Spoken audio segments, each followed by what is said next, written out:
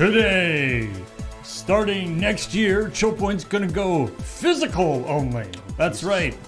It's gonna be like a mail-in catalog or something. Oh, nice. I like it.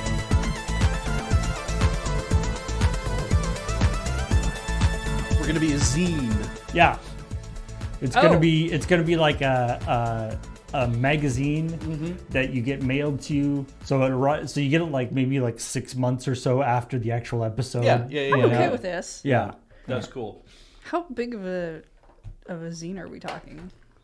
32 pages. 32? Yeah. Mm-hmm. Then also, I'm not talking like a full-size magazine. I'm talking like Yeah. Are we doing this like on a monthly basis? So like It's like 4 weeks worth we do like 4 weeks checkpoints. worth of checkpoints in one. Mm-hmm. Yeah. I like it. Maybe we can have a prediction section of what we think the next ones will be, so that when it mails out, like people will already know if we're right or not. Yeah. That's good. I like that. Yeah. This is all a great idea. Yeah, I'm good with this. And Let's not, just shut down now and go. Yeah, and not at all something that would have been cool 25 years ago. Loading Ready runs segged into an arts I'm and sorry. crafts company so slowly I barely noticed. You think zines have stopped being cool? Yeah, actually, They have not.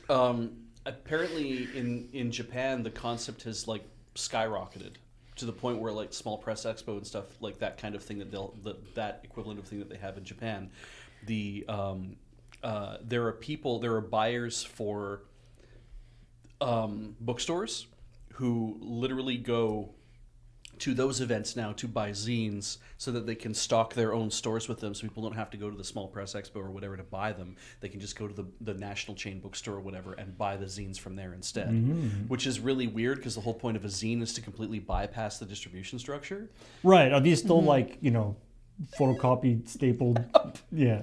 Well, No, I mean, you know what I'm hearing though? they're- We could be really big in Japan. yeah, which has always been a dream, I guess. I like the idea that it's you watch the episode of Checkpoint, and then 6 months or so later you get a zine that just explains the jokes that you saw Right. 6 months ago. Yeah.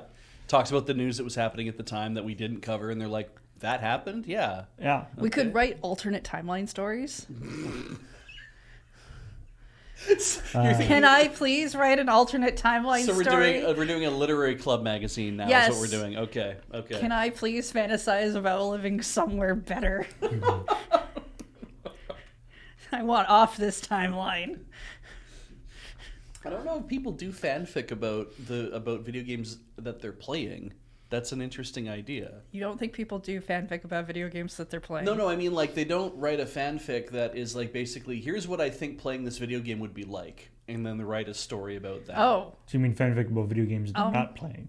Yeah. Peach, given how there are a bunch of people on the internet who do reviews of games they've definitely not played or seen at all, That is I technically think fanfic. I think they do write fanfic about that. What about fanfic about the companies that make the video games?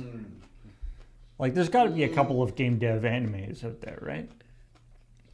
There's There's definitely game yes. dev working like stuff, but there's one called New Game, which is just nothing but women, and they're extremely successful. and they definitely still sleep at their desks and crunch, and Yeah. it's not cute. Yeah, it's not entirely cute, but it's pretty damn cute.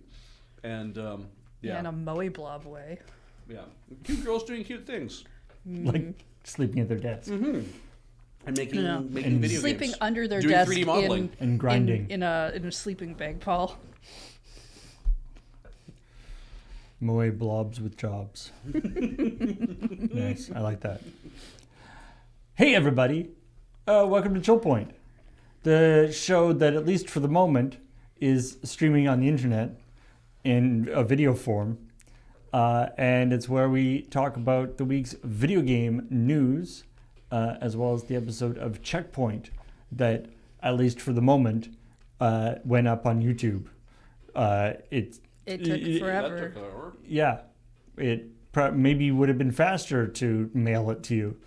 For whatever reason, YouTube was EP yesterday. It was very EP during the time where I wished it was not. You know what I found out yesterday too? What? Well, because Checkpoint is a relatively small upload. Yes. Not the smallest. Our crap shots are really got to be the smallest. Yes, it is. It is a smaller show. Yeah. And that on the discord.gg/LRR, somebody had said, "Oh wow, all 187 episodes of ChillPoint." And I was like, "There's how many?" But all 187 episodes of ChillPoint are 100 or no, wait, it wasn't 187 episodes. It was 140 something. Whatever there was, there's like a lot of episodes. The amount of episodes of ChillPoint that we've done is 184 gigabytes. And all of the episodes of Checkpoint, done until now, is 54 gigabytes. Yeah. So we have definitely outpaced in terms of content. In terms of time. Yes, in terms of time, yeah. in terms of I mean, space and a hard In terms drive. of fucking Yeah. around, yeah. Yep. I mean, when one thing is like 20 minutes long and the other thing is like 2 hours long. Yeah, I don't know the way some of those after shows are going. I think Graham's going for he's trying to extend that one some out. sort of long thing there. And I know everyone online is going to be like, no, longer. It's great, and that's fine. It does take me longer to edit them when that happens. But I also think it's interesting that it's like the amount of person hours invested into Checkpoint though is probably more than absolutely more than what goes into ChillPoint. So. Just because you don't do homework doesn't mean the rest of us don't. Well, So- Paul's got to go look everything up and read all the things, and then he's got to. we're build that recycling document. work from the thing. And is then what we we're have doing. a bunch of writers who have to do all that kind of work. So, yeah. So what you're saying is the length of a video doesn't necessarily correlate to the amount of work it takes to produce. That's very true. Which, yeah, I think I feel like that's something that we have learned with a great amount of repetition, I guess, Yeah. over the years. But The news is dire. anyway, It's a rough week. yeah. Well, I don't like any of. Well, okay. No, I don't like any of it. I mean, my story Well, was yeah, pretty well- happy. I helped you with it, we'll so I can't dislike it. See? We'll talk a bit about maybe we'll get into some less dire news. But to start with, to an almost, I would say to an almost like comical extent, Sony has been really stepping in it this last week or two. They really Yeah. wanna. The last month. Yeah. There is a meme that went around for a brief period of time that was literally just like a rough drawing of Gabe Newell, like just a line art drawing of him with like a Valve logo on him, and he's just standing there and he's watching every other company just shoot itself in the face. Yeah. And he's just kind of like standing there looking up, like kind of almost beatifically, right? Just kind of like he's just kind of looking like, oh, look at what you're doing, like. Or I mean the graphic that I used in the video, which is the Luigi not doing anything in Mario Party, right? Yeah. Like I forget somebody in the in our Foxmar in the mod one of our mods was saying, Sony's summer checklist: raise prices of PS5, end Destiny 2, lay off a bunch of people, get rid of physical media, raise PS Plus prices, delete 500 movies, kick 3 puppies. Like, what are we doing? Question, profit. Like, what are we doing here? I did say, I think they don't want to be in the media business. I think they want to be in the gouging customers business. And I think that's why they just want to concentrate on their private insurance business. Yeah, I don't know. Maybe Which they were hoping that no one would notice with all the stuff that Xbox was doing. Or maybe the two of them talked about, and they're like, let's just release all our bad news now. I looked up their insurance business while you guys were talking about that. Yeah.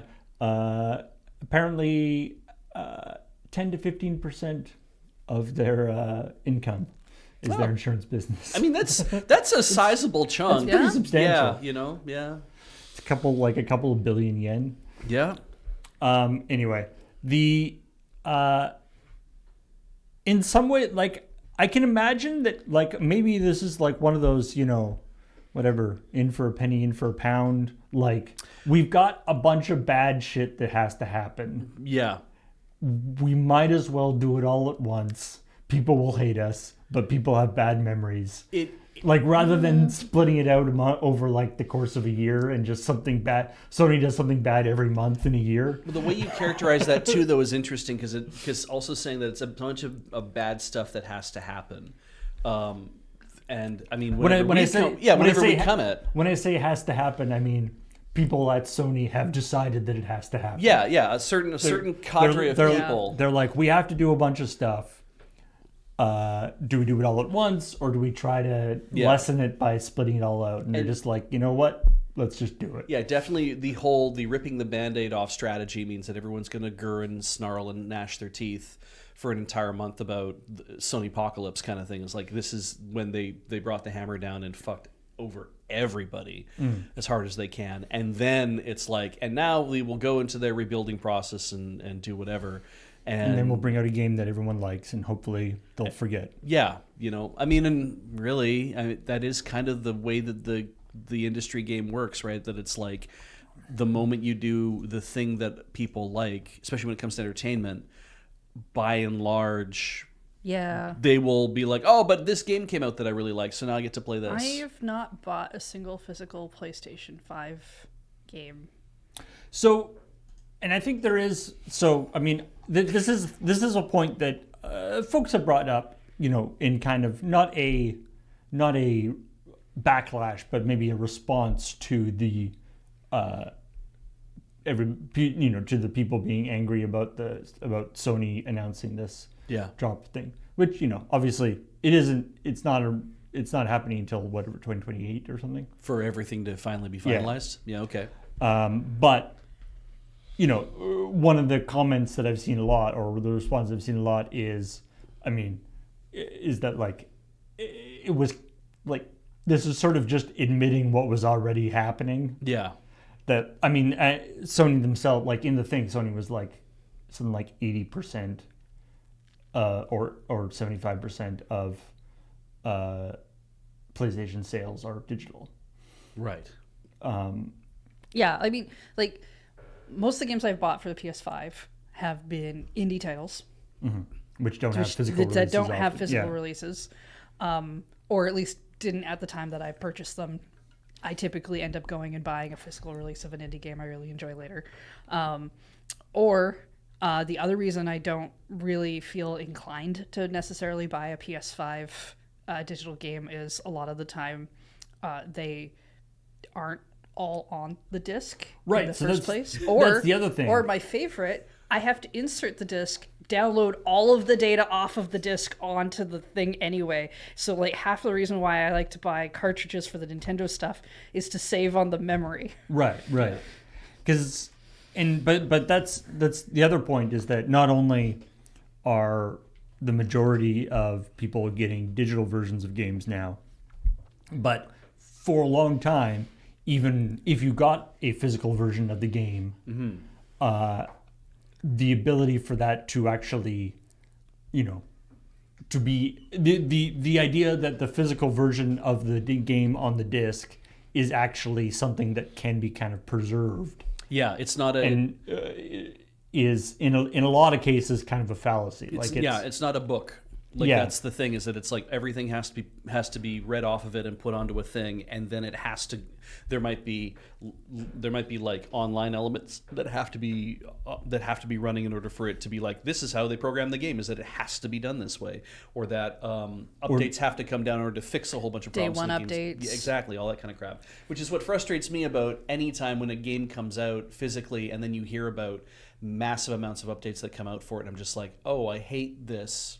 It isn't like 0 day updates. Yeah. And the number of discs that have a thing where what really bugs me is a bunch of them have stuff where it's like you have to download the day one patch, otherwise the game that is on there doesn't play. I think also naturally we understand that the reason why, I think everyone in the audience gets this too, the reason why we're in this boat is because there isn't a method to put every game that everybody is making onto a physical item for distribution. There isn't really like there isn't an industry that's devoted to doing that kind of thing. That every game out there, no matter what, then has to be, because like back in the day, you buy a Nintendo game, well, you go to the store and you the thing's in a box and you put it in and it's on a physical element, right? It's like you have an artifact in your hand. There isn't a way for somebody who's like at home making their own Nintendo game to then go to Nintendo and say, but now I also want to publish this too, right? Ignoring all the things about like you need the official sticker and all the whatever else is, right? It's like there wasn't a method to be like, I want to go ahead and make my own game this way. You had to be Atari big to be able to do Tengen, to do unauthorized games for the Nintendo. Like you had to be big enough to be able to process that stuff. And we've gotten to this point where it's like, a person at home can program a modern video game and spend a lot of time on it and then say, now I want to release this thing, and they can put it on Steam and see how it does. And actually sell a copy of that game, put it on itch.io and sell a copy of that game. And it's like you are now 100% further than you would have been back in the 80s, where you're like, how do I get this damn thing out there for people to have? I mean, if we're talking, there's a gap there. If we're talking back in the 80s, how you do it is you put it on floppy disks, put the floppy disks in a Ziploc bag. Yes. And then there would be just a bunch of floppy disks in Ziploc bags in like a bin in a computer store. Yeah, that was the other way, that it was like if you program a Commodore 64 game, because now we're into the home computer ideas, like if you program that kind of thing for a home computer that actually took rewritable floppy disks, then you're in a different situation all of a sudden. Yeah. And I can already see people in the chat talking about, oh, but you can share and borrow and time capsules and things. And I'm not saying those aren't good reasons. I'm just saying I as a person, as an individual, have not bought a physical PS5 game. And those are kind of the reasons why.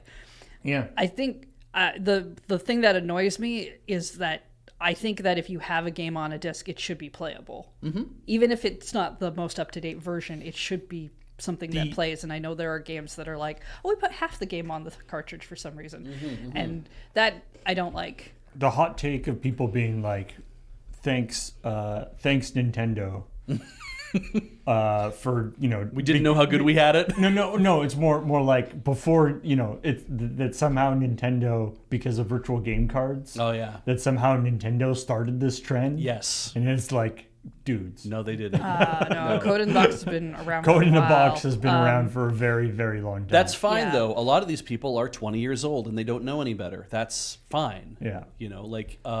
And they will learn. Because we all kind of were like stewing. For those of us who are into our 40s, we've been stewing in this since we were kids. And it's like we've watched the change as we've grown up. We've seen the change move over from this is the only way to do it, to become this thing of like, well, now we have digital distribution. And I think what we've wanted, those who've grown up with, is be like, we love the idea of this as an option. It should not be the only method. And everyone is saying, well, this is what's going to be the only method, because we want to keep pivoting towards this being the only method. And I saw somebody in chat mention that like what we actually, when we say physical media, in a lot of ways that's a short that is a surrogate for DRM free. Yeah. Because in some ways, like for instance, a game downloaded from GOG, which are all DRM free. Yeah. It's literally just a file on your computer. That file can be burned onto a CD, can be copied onto a thing. You could give that file to somebody else. You put it on a USB stick, yeah. It is yours forever. Yeah. Mm-hmm. In whatever way. Even though that isn't a physical media, it kind of is. Yeah. In the context of what we're talking about in terms of the advantages of physical media. And we've kind of come to an understanding of that from a console point of view, is that consoles will always naturally have some sort of lockout built into them, and that they are a custom platform, and that things only belong here. They're not. You don't think of a console as being a general purpose computer at all, and so we have a different box we put. Yeah, I mean it's the same sense of like If you have a VHS tape, you can't play it in anything but a VHS player. Yeah, exactly. Right? Right. It's not like, oh, it's a book, and as long as you can read, you can open the book. Yeah. Like, the book is complete in its essence of like what you need for it. Yeah. Whereas a tape on its own is not. There's and the other Yeah. thing, the interesting other piece of sort of stuff I've picked up, because of course the Steam machine just came out as well, Yeah. or just has been in the, there's a lot of like, well, PC people haven't had physical games forever, which is true. Like, Yeah. the last physical PC game I had was maybe 20 years ago. Right. Like, physical PC games were phased out way before physical games in other venues. Absolutely. And so you GOG obviously no DRM, but in the context of like the Steam machine, we're talking Steam, but there's an interesting aspect to that. Like we just talked about the Sony's taking the PS3 and the Vita stores off, and like when did the PS3 store open? That would have been, I don't know, when did the PS3 come out? Concurrent with the Wii. I mostly just remember having to work 2 jobs and being told that at least if I had 2 jobs, I could definitely get a PS3, and they were wrong. 2009? 2006. 2006. That sounds about right. Thank you. That sounds good. But and so it's like, okay, that's been going. They did keep that store going for a long time. They did. 20 years is a really good, But- long. Yeah. But the Steam store not only has been going for much longer, anything that you bought, you still have. Yeah. With the exception, very few exceptions. There's a few, even things that are no longer available on Steam they're still on your account. Right. With I think there may be a couple of exceptions to that. Right. And the majority of things will actually even still work on your computer, assuming compatibility and so forth. Yeah, you But might that's have not to Steam's fault, run some whether or not emulation it or works. whatever. Yeah. That's like saying your phone can't run really old apps. And so like there's almost this aspect where it's like Steam has built up so much goodwill, but also just like reputation. Yeah. And it's almost hard to, it's sort of, it's like, hey, if Steam goes away, you'll lose all these games. But it's almost like it's so much a part of the PC gaming infrastructure right now that it's like hard to imagine Steam ever going and because Steam is not tied to a particular console or whatever. And to be honest, It's general purpose computing. Steam isn't even really tied to a particular game, right? Once Steam came out, it was like, Steam was one of those things where it's like it came out and it was Valve was selling all its games, and then Valve basically stopped making video games. Yeah. Or Slowed that down a lot. Yeah. To the extent that Valve's gaming, the part of Valve that makes video games, is a very second, as opposed to say the whatever, the Ubisoft launcher or the EA launcher. Yeah. That is just for their stuff. Yeah. And maybe they'll have agreements with a couple other people. Valve doesn't sort of prominently put their own stuff in Steam. They're just another company in Steam That puts their things in there. Yeah. and it's an interesting aspect that I think that it's like, yeah, Steam is a it's DRM, it has DRM, and it has and it is theoretically it is a digital purchase and stuff, but in the realm of digital purchases, Yeah. it's pretty much as reliable as you can get. Well, and when I think, Like, I don't think we have any other services that have the same kind of track record. when I think of what you can do with a, like you brought this up, and this is a good point, right? Like, I download a video game, I download Fallout from GOG, right? Or from wherever it is I got it from, I can't remember. And I put that on a USB key, and I bring that to work. Right. And plug that into the Studio A PC so I can play the game there. And there is a there's a thing of like, well, there, I have a physical copy of Fallout. Right? Uniquely in the PC world, by doing that, you have now suddenly turned that USB stick into a physical copy of Fallout. Exactly, right. So I have that distributable where I can hand it to somebody else and say, this is the copy of Fallout that I got from wherever you can distribute. Well, now actually I have this idea of like, I'm lending my game. I'm not. I'm literally giving a copy of that game that exists. Don't copy that floppy. And I have copied the game at that point, right? And there's a grand fear within all the console manufacturers that they're like, we don't want people to be distributing copies of games to each other, spreading that all around. The reason why I think a thing like Valve or why GOG wins out in a lot of ways is because for a lot of people, they're like, man, I'd rather just spend the $4 or $5 on a game and have it be in my thing that I can always download it, I can always have access to it, because we're all little digital hoarders, right?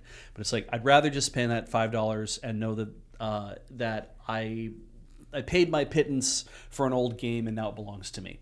And whereas I don't think that has the same value. Nobody's in. You can't take a Super Nintendo game and play it on your Switch, right? Like those games are part of NSO, and you can't just be unless Nintendo says you can. Exactly. Specifically right. makes it. If there was a way to be like, well, I can pay for this game online, and then Nintendo sends me a copy of that game, and I put it on whatever, and then I go plug it into my Switch, and I'm like, okay, now I can play that through the USB port or whatever, and then give that copy of F-Zero to Heather or to anybody in the office, or to mail it to somebody halfway around the world. And it's like, here's a copy of F-Zero, and I still have my copy, and you have have my secondary copy or whatever. I guess that is to say that everybody came from the same place of, oh my God, I'm freaking the hell out about what happens if hundreds of thousands of copies of my game get distributed and get pirated and get sent all around the world, and nobody wants to buy the game, that they all end up, one person gets the game and then I don't make any money off of it and we're done. And Steam's answer was, everyone race to the bottom on price. So that everyone will feel good about buying the game, or engendering a feeling in people that's like, oh, it's okay for me to own a copy of a license for this game, right? And also, I'm like, I remember when Steam first came out. Yeah, there was, it was one of the first and one of the most effective DRM platforms. Yeah, like Steam, the vast majority of game. I think you can put it up without DRM, but Steam.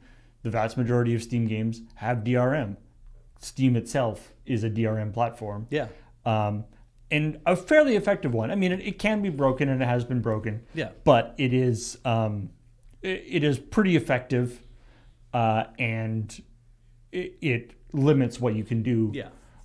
With stuff. So that's but their solution is, we can have this DRM. It's not. It's I think it's sort of in the realm of keeping the honest people honest kind of level where, like, if you really want to, there's hacks and stuff, but they're not going to go as far, but they're not going as far as rootkits and all the bullshit. Yeah, and I guess I have this feeling that's like, if you tried to propose the same thing to Sony, who's been in the business longer than Xbox has, and you try to propose that idea to Nintendo, who's been in the business even longer, especially to Nintendo, who spent a lot of time in the early 60s definitely ripping off other people's ideas and turning them into their own products. To a corporation, it is a little bit counterintuitive to so people can just take our stuff without paying us? Yeah, but it's okay because you'll engender a lot of goodwill, and it's like, goodwill doesn't pay the bills, right? Like, that is very true. And I guess there's a button on this that I had in my mouth, and I feel like I've blown it out with the rest of the air. It just feels like I know I can get here. If you tried to tell Sony, hey, it's okay, just let us go to your store, download the game, and I can plug in a hard drive and let me copy it onto the hard drive, and just let me keep all your games on this external hard drive or whatever, and then I will decide how I want to deal with them or distribute or do it. And it's like, and this is my copy of the game, and you can't ever take it away from me. I don't think that has any appeal to the corporate side of things. Even though that you might be, by saying to them, it's like, I want to have a fucking copy of Paddington Bear 2 to watch. Let me put that onto this thing. It's like, did I not just buy that from you so I can watch? It's like, well, what you did is you bought a license for that movie. And this is the alternate side of what Sony just did recently. It's like, you just bought a license for that movie, but we don't deal in providing copies of things anymore. We deal in providing licenses of stuff for people. And that a person's conception of ownership has now divorced so completely from a corporation's conception of ownership. The corporations are unwilling to allow anybody to own anything. And that's not every corporation, but corporations are so unwilling to let anybody own something and say, this is now my thing that I own. This is my ChillPoint mug, that I own this, right? That it's like, this belongs to me. That a corporation would be like, no, you just have a license to drink out of that.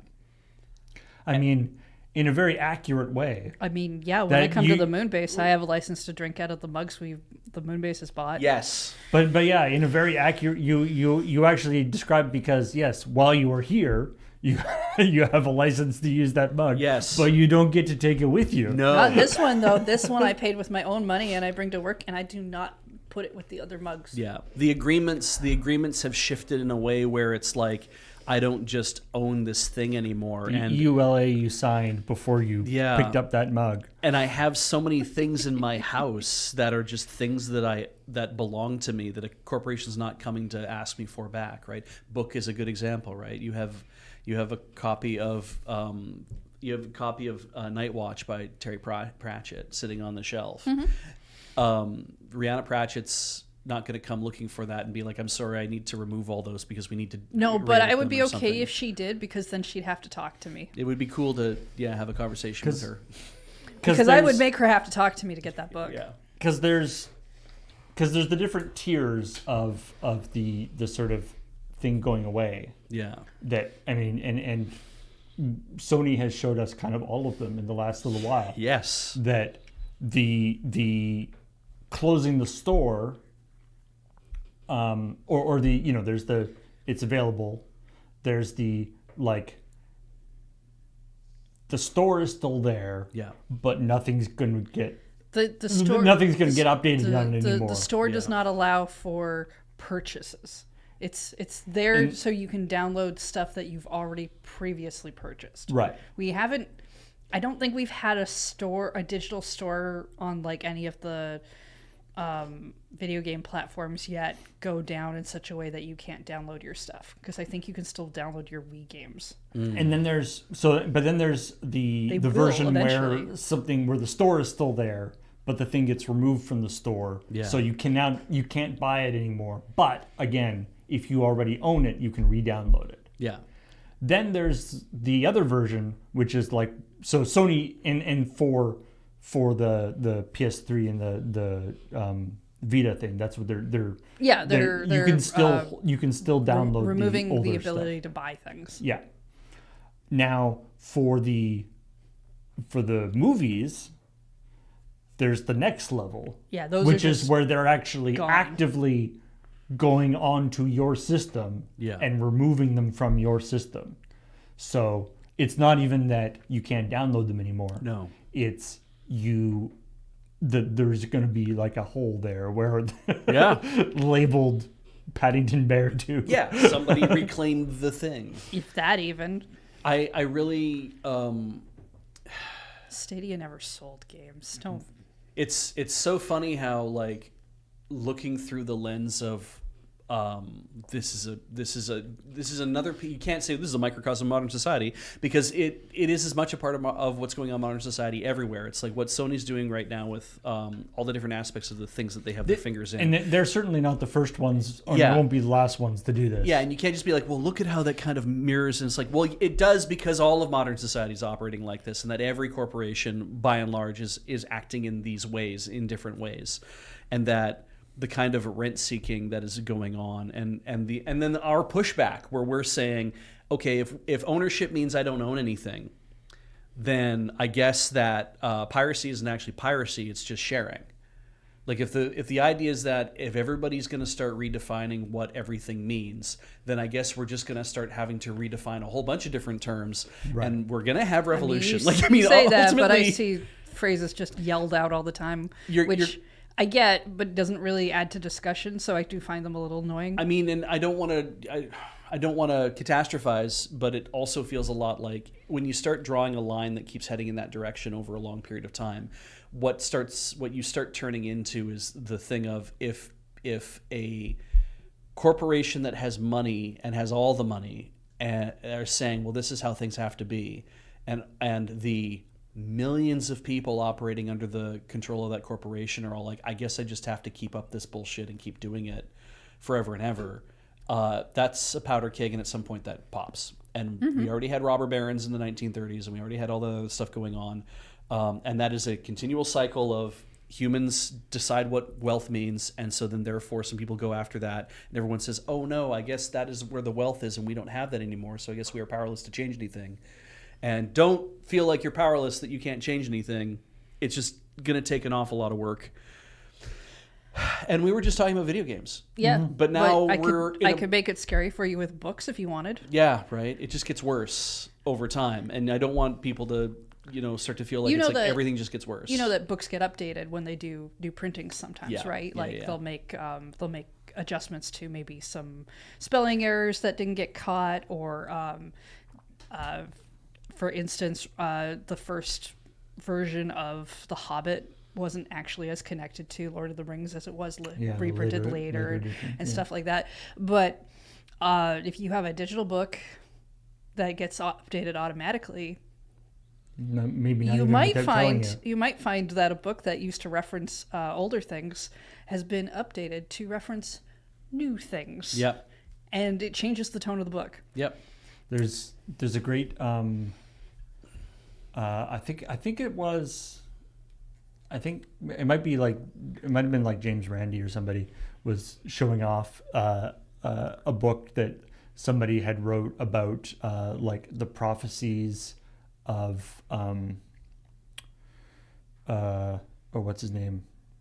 Nostradamus. Nostradamus. Oh, yeah. Oh, The that was real. prophecies- Okay. It was Yeah, like yeah. the prophecies of Nostradamus, you Yep. know, and interpreting the prophecies of Nostradamus, you Okay.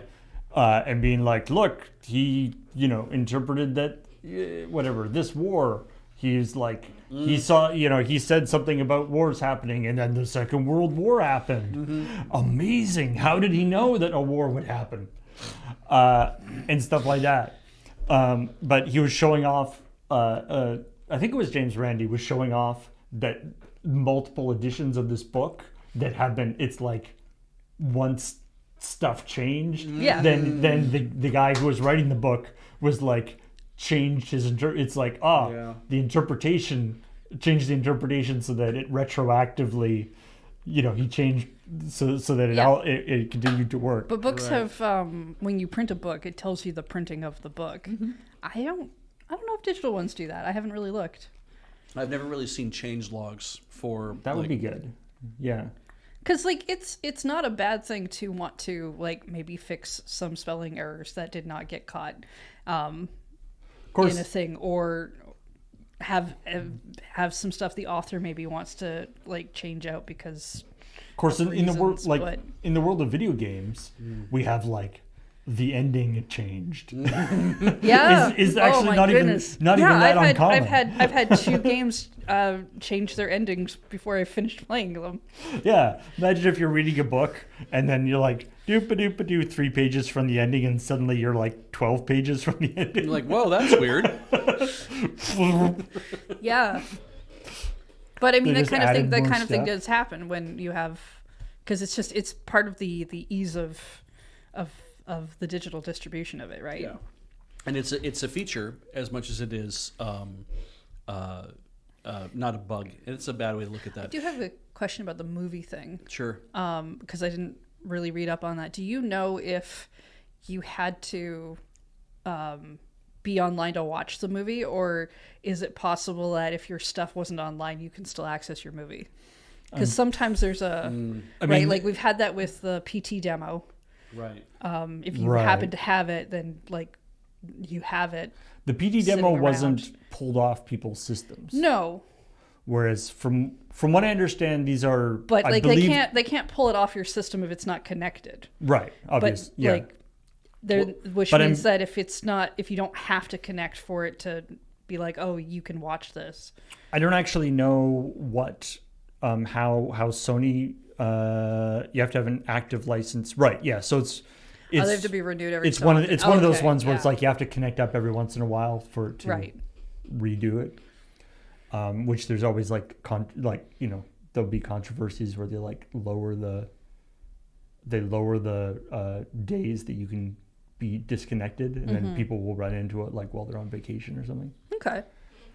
I remember the fun the thing I never did and I thought about doing was enabling iTunes Match at one point, because iTunes would have like professionally mastered Right, tracks. like it can take your songs and Yeah. So if you ripped a whole bunch of stuff and you're like, okay, I have these songs on my system.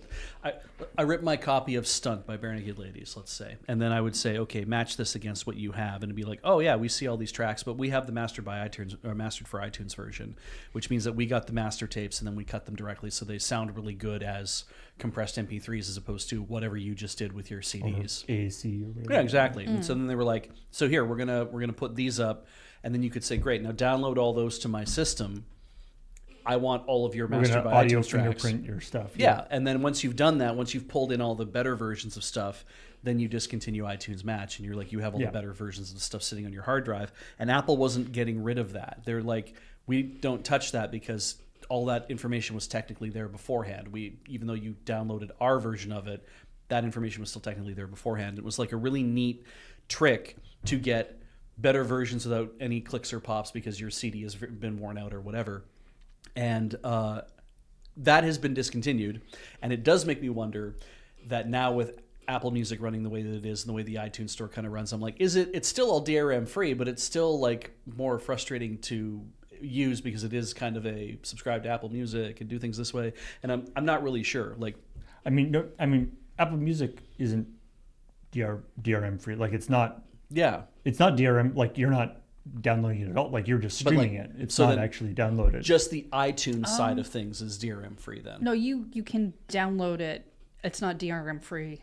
You don't have to be online streaming unless you're talking about the service. Right. If I buy radio an service. album off of the iTunes store, Yeah. like off the music store, it's different than the Apple Music streaming Right, yeah, service. yeah. Okay. Okay. But I'm pretty sure even buying it off the store is not DRM free. Right. In fact, didn't Apple get sued about that because they wouldn't let other people use their DRM? That was like that was a while ago where they were like, we had this up. I thought that they had No, I've been able pulled to it all pull. down. I've been able to pull Apple songs. Yeah. It's actually how I got some of mine for the Rhythm Cafe thing we've done. Okay. Yeah. The Because Steve Jobs wanted to, when he was like, we have all this up and we have all I this. just people don't think people do it. We had everything encoded with DRM because we were told we had to, and I'd rather just get rid of it. And everyone was like, holy shit, we would rather you just get rid of it too.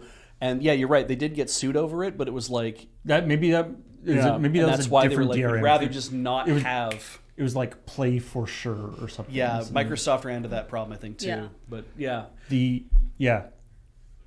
There also, I mean, I remember the Music Match thing. Yeah. And there was always like at the back of the mind that it was some sort of elaborate sting operation. Yeah. It's like, so what you're telling me is I have a bunch of MP3s that I got from Yeah. and then I tell you all the stuff that I downloaded, and then you send me good versions of it. Yep. So I tell the people who I ostensibly took this stuff from Yep. all things, and then you send me stuff. Like, how is this not a trap? Yeah, exactly. You But also, as far as I know, it wasn't. yeah, but- if I go downtown to this building, you're telling me I can claim a free cruise for 2 weeks? Anyway, let's move on All right. to that Resident Evil should be a cozy game. Yes. Hidegaki Kamiya. Hideki Kamiya. Hideki Kamiya. Yeah. We all agree that the three of us would play this game, right? Oh, certainly. Yes. Okay. Good. So yeah, apparently he's super into. He loves the puzzles and the combat and different stuff about it, but he's just not a fan of horror games. Now, I have no source on this other than somebody in YouTube comments. Mm-hmm. But I saw a great YouTube comment that I hope is true. That apparently, because of course the whole thing is that he worked on the first Resident Evil and I believe the second as well. Yes. That's what I believe too. And the rumor or the story is that he was brought in specifically because he doesn't like horror, as sort of a canary in the coal mine kind of. If I love like this is the baseline. This is is- the person we're gonna scare. Is It's- the casuals. Yeah, just being like if he can handle it, then we're not like too scary. Right.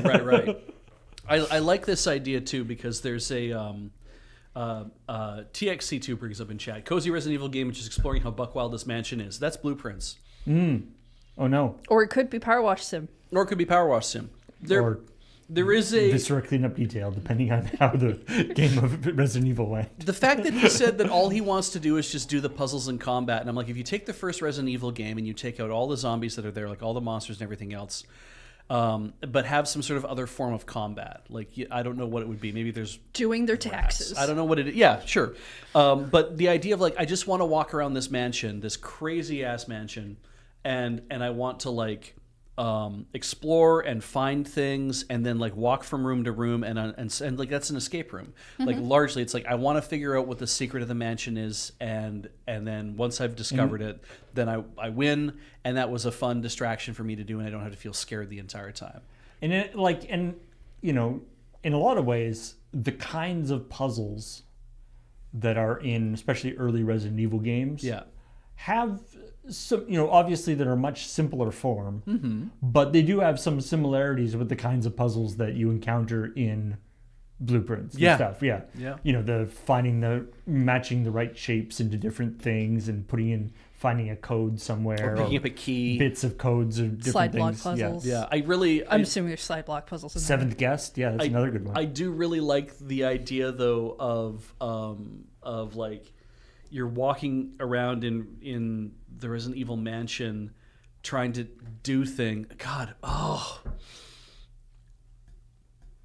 this is a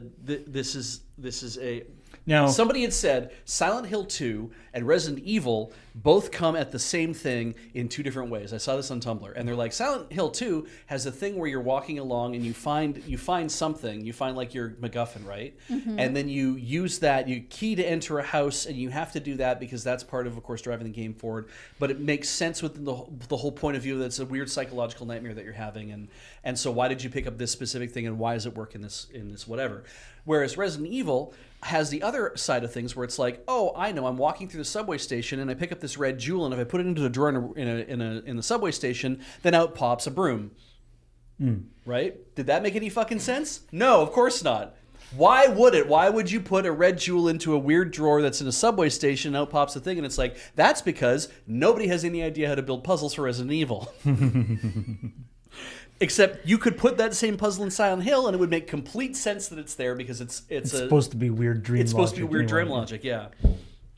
So anyway, it was a really good post, and I'm like, that's what frustrates me about this too. Is I'm like, he wants to just do the puzzles and combat or whatever of Resident Evil, and I'm like, but I'm led to believe that a lot of Resident Evil stuff doesn't really like Especially early Resident Evil puzzles. Yeah, we're not actually that good. little nonsensical, yeah. Now, I mean, a lot of puzzles in video games really early on are about that.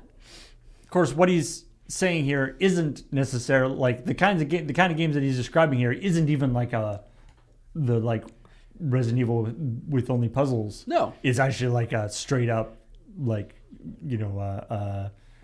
cozy farm simulator kind of thing. A lot where, of Stardew Valley kind fishing, foraging for wild veggies, baking bread, walking the dog, tends his home garden, retired Leon. Yeah. Which I saw some people in the comments were like, you know what? I don't know the context necessarily, but he's saying, after the events of Resident Evil Revelations. Yeah, Leon deserves that. Yeah. They keep dragging Leon back in for all these things. Maybe he would like to go retire in a cozy village somewhere. I know that a reasonably popular depiction of Superman is like a Golden Age Superman or whatever, where he starts to get the gray in his temples and whatnot, where they're like, and what does he do now? It's like he retires to the Fortress of Solitude to just kind of hang out and do stuff, or he tends his garden. He does like his own. He's like, I realized I had to remove myself from I got old enough that I realized that hanging about here, humanity is just actually causing more problems than not. He grew up on a farm. Yeah. Probably got a bit of that, in him, that he's like, I just want to do this thing. It's very simple. It doesn't ask anything more of me than I can provide myself. And I'm like, yeah, I think ultimately that's what a lot of people kind of want to see their heroes move into a thing of, I want them to have to enjoy a blissful retirement. I feel like if you're 56 and you've gone through enough horror game trauma, you get to retire early. Yeah, absolutely. There's no reason why he should still be a field agent working for whoever. Stars? Is that who he works for? I don't know who Leon works for. For a while, he fights umbrellas or something. I think so. Maybe for a while he works in a broom closet.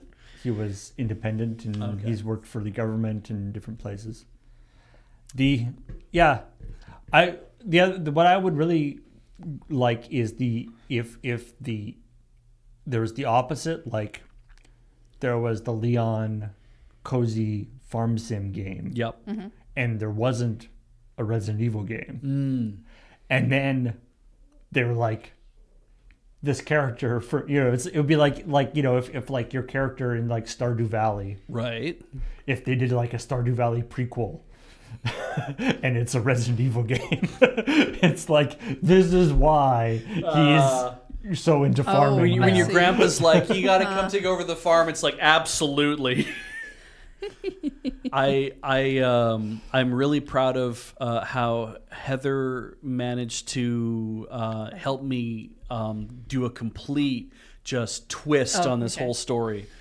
Because I was like, what are we going to talk about with this guy, and what's he doing now? He's working on Okami right now, and then you had said whatever you'd said, and I said, oh, and then like it could just be Kusanagi House of Gods. Yeah, and then I was like, oh, and he could take. Because they could walk around the neighborhood, and I was like, oh, he could take Leon for a walk. That'd be very funny, because Kamiya wants Leon to take his pet dog for a walk. I'm like, no. In this case, it would be Amaterasu, who is a sun goddess, who would maybe, you're not putting a collar on me. I'm putting a collar on you. And that's how that all kind of came together, ultimately, is that the nice collision of all of these different aspects rolled together. We were watching Kusanoki's Garden of Gods. It was just so surprising. It's like, that's literally Amaterasu from Okami. And then Amaterasu shows up in Kusanoki's Garden of Gods, but she's an actual woman. And I'm like, oh, it would have been great if it was also a wolf. That would have been so good, but you made her a woman. So that was a little disappointing when that happened. No, it was fine. Off topic. You know what would make a great Power Wash Simulator level? Ooh. Anything from Splatoon. Yeah. The cleanup. Well, I've said that before. Like, what I want from in Power Wash Simulator is a dirtying mode, right? Like I want there to be. I want it to be like a thing where like they the Power Wash Simulator company, whatever their name is, they make a bunch of levels, and then. You get to make the messy. You have like a Splatoon style sprayer. I think and spray everything, and then you can like send that mission over to your friend, and they can clean it. All the DLC we've gotten has always just been like, oh well, here's a game and here's whatever, and that's been fine. I've enjoyed those very much, but I kind of would just like them to also start to do some stuff where it makes sense that those places were messy, not that we messed it up and then we tried to give you a lore reason or anything, but like it already kind of like you don't need to be told why this is a mess. It's Splatoon. There's paint everywhere. Yeah, and like considering the volume and level of collaborations the Power Wash team has done, I wouldn't be surprised if that. It would be an if they excellent. did that. Like it'd be really cool because it also you could even do it as like you can have just a normal cozy mode of I'm just going to walk through and just clean everything off. You could have a timed mode where it's like we need to clean the arena before the next team comes in. I mean, so you've Power got Wash, 10 minutes. Power Wash Sim does have a timed mode. Yeah. I think they got and rid like of and like a that. competitive mode where like you can multiplayer and see who power washes more, but that's never been very interesting to me. Yeah, I think in the sequel they either got rid of that or they at least got rid of the achievements for it because people Future Lab, right? That's the weren't diff. as hot on that aspect. I hope that they have thought about, and maybe they already have reached out to Nintendo, be like, we would love to do a collab with Splatoon. Yeah. I hope Or they've done as somebody's mentioning, Jet Set Radio. Oh, Or- yeah. Or any of those games where you're like spray painting stuff, right? Yeah. Well, then you could do Bomb Rush Cyberpunk. Or even like it'd be fun to see them take up some of the indie multiplayer games that are really hot, like Peak or Mecha Chameleon. Yeah, there's lots of Levels Sorry. and stuff like Just, that'd be pretty funny. A level of Mecha Chameleon, everybody's hiding, and then just Power Wash guy comes up.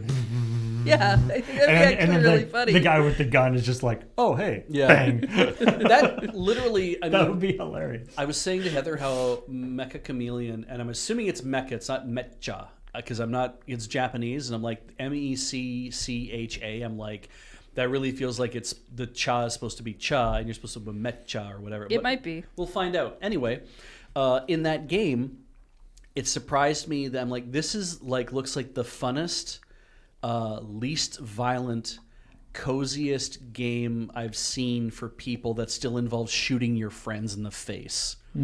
And It's a paintball gun, yeah, exactly, right? sort of. But when you think about it, it actually would be really, if they developed it a little bit more, it would be very funny if what you did is if the person with the gun was actually just, they just had a hydro sprayer and they were just like, and they just basically power washed your ass off the wall. Because effectively, that's what the gun does. Is Yeah. It blows paint everywhere, which shows up. Yeah, where the I've person seen is. clips of people getting hit.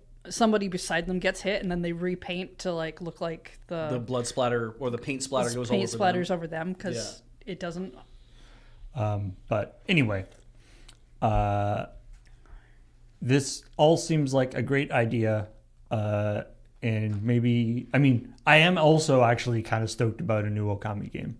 Yeah. So Yeah, I hope we haven't heard anything on it for a while, but No, I think the we- last thing we heard was we're working on one, so it Yeah, probably another year or two. Yeah, Before we really hear anything. if I recall, historically, Okami, like the original and they're sort of a semi-sequel, right? There was a DS Okami Den. Yeah. If I recall, they were both had kind of fraught development cycles, so I wouldn't be that surprised if there's stuff. But I did very much enjoy the Okami. Let's move on to good old Tim Sweeney, which, to be honest, most of the stuff, or a lot of the stuff in this is kind of adjacent to the stuff we already talked about with Sony, because it's all sort of in the same milieu. It's fun to watch somebody bug somebody else. It's that this, yeah. I saw somebody somebody was talking about. So for those who didn't, just to quickly, Tim Sweeney, CEO of Epic. That place where you get your free games and then don't launch them. Yeah, and also It's okay, I do the same. also, the makers of Fortnite, and importantly, the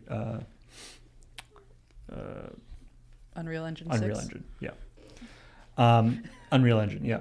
And so he's, saying a bunch of stuff about, talking a bunch of stuff about Steam, basically. That one, that Steam shouldn't have the AI disclosure thing that they've been putting up recently. Because that will be bad for the AI components of Unreal Engine. I agree that the AI disclosure should be better. Yeah, he thinks that the AI disclosure unfairly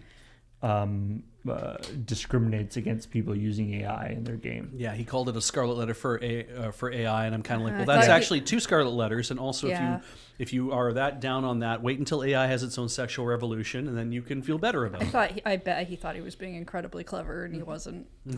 I bet he hasn't even read that. Mm-hmm. And then he also was talking about this idea of team open, which in a lot of ways kind of sounds a lot like what people were banding about for like NFTs and stuff. Yeah. Yeah, I saw a lot of comments about that. Further proving that NFTs were unnecessary to begin with. Yep. Because it's just a database. But also this idea that it's like, oh, we want to have team open. We want to have an open standard so that, we can have interoperability between these different marketplaces and different games and stuff. The example he used was saying that, what if you could take this Fortnite dance and make your character in Call of Duty do the Fortnite dance? Yeah. And everyone's like, but we don't want that. Wow, Tim, nobody fucking wanted that. What? But then, of course, as Cameron points out, he's like, sure, whatever, I guess. We're at that point in time where you want Ready Player One to be so fucking true that it's just like, well, if I can't drag them all into Fortnite, I'm going to basically just kind of piss Fortnite all over their games. What I find, I mean, of course, the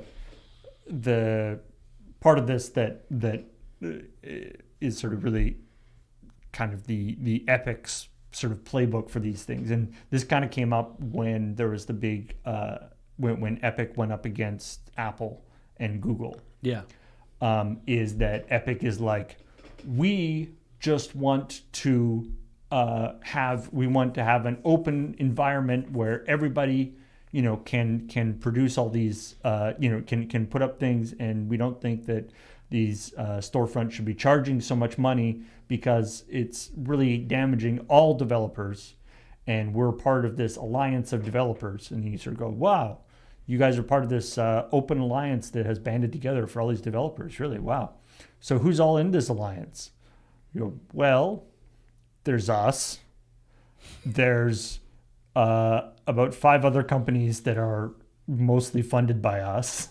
There's a bunch like Epic. So it's me and all the guys I told to come with me. Yeah, and Epic has this thing where, they're really big on open standards and keeping and stuff when it's things that are not part of their core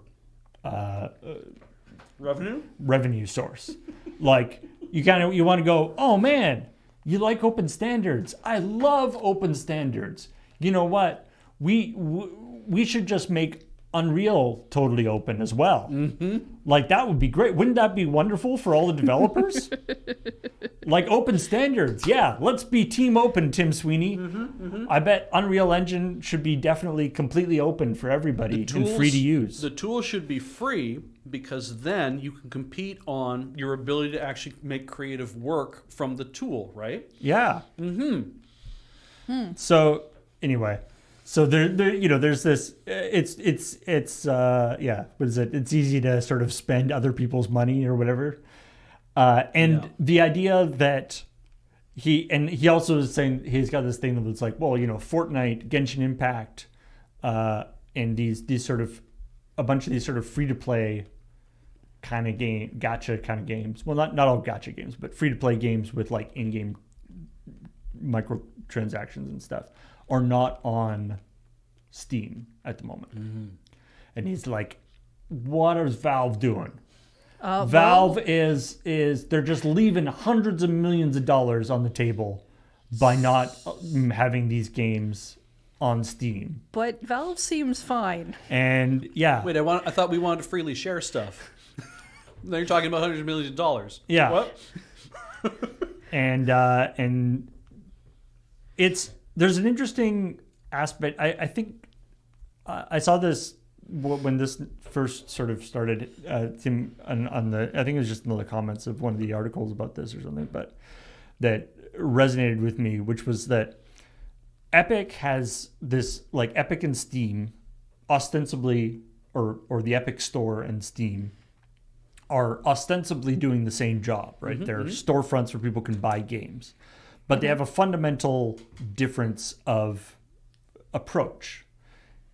Epic, makes Unreal. Yeah. And the Epic Store is basically there for they want to have a place where developers can get their stuff to consumers. Yes. Okay, sure. And effectively, developers are their market. Yeah. Consumers are the thing that they're selling to developers. That's the wealth extraction. Yeah, consumers are the thing that developers are that they're offering to developers to put your stuff in our store. Yes. And because they also have Unreal, that's their focus. Yeah. Steam, on the other hand, is like they are making this store, and their market is the consumer, the people buying games, and they want to pull in developers, because the more developers they have, the more games that they can sell to consumers. Yes. But if something is better for consumers than it is for developers, they're going to side on the consumer side, not on the developer side. Yeah. Whereas Epic is going to go the other way. Yeah. Or Epic's allegiances, I guess it's not even that they'll go the other way, but Epic's allegiances are kind of split. Whereas Steam has a pretty clear mandate. So they're like, developers don't like this AI, this thing where they have to disclose whether they're using AI, because they get a lot of blowback on it. But consumers love it because there are consumers who are making choices based on that. Yeah. And it's like, if developers don't hate it so much that they're actually leaving the platform, then Steam is like, we don't care. Yeah. If you guys don't like it, this is better for consumers. We're going to do it. Whereas, Epic obviously doesn't like that, because, not only for the AI thing specifically, effectively any game that, I don't know if you can even make a game with Unreal Engine 6 without using AI. Yeah. Yeah, so you probably have to put in your disclaimer that you're using Unreal Engine 6, which contains AI or something. Supposedly, I don't really, the complaints I've seen are like that, not every game discloses that. And also, I think because nobody necessarily knows what they should put in it, you find like varying degrees of what is listed there. And I think that's a legitimate concern. It's not a reason to just not do it at all. Oh no, absolutely not. It needs to be improved on. And just recently, in fact, like they revised their system just like a few weeks ago to make a differentiation between AI, coding AI being used in the development, and Gen AI assets in the final game. To say, like, to distinguish those two sort of formally. Yeah. Because, I think there is a difference there. Whether, one thing, games might use one thing or might use the other thing. Anyway. Yeah. It is the thing I go look for first. And then I do go read it's forced me to have to go read the reviews on the Steam store, because I've found a lot of, I found some games that have reviews where they give a negative review. They give the thumbs down, but it's the most glowing review you've seen, except for the fact that, hey, you used AI on this, so you didn't disclose that, and I'm angry about that, but everything was great. And just like, all right. So now I have to read the reviews. Yeah. Or I have to go dig up other reviews, or try to find video, because won't properly disclaim a thing. Yeah. Yeah, and I mean the public key reveal party in the chat is saying, yeah, a lot of people have been like, there are zero consequences for not reporting AI, so why bother? Is a criticism. Yep. And which is a valid criticism, but that's also like saying it's like there are no consequences for lying, so why does anybody tell the truth? It's like, I mean, The consequences are less immediate, I think. Yeah. In cases like that. But like, you can put anything you want in the text field. Yeah. And it's it's like, yeah, there aren't any like sort of immediate consequences other than people won't like your game as much, and if you get found out, then people will get mad at you. Well, and it all depends, of course, too. That it's like, yeah, if you normalize lying in a way where it's like, well, everybody is doing it, and really, I don't just mean that everybody's doing it like they kind of like hand wavy whatever. I mean literally everybody is lying. Let's say, right? If you normalize it to that extent where it's like everybody is lying, then I'm like, well, consumer confidence, and not just consumer confidence, right?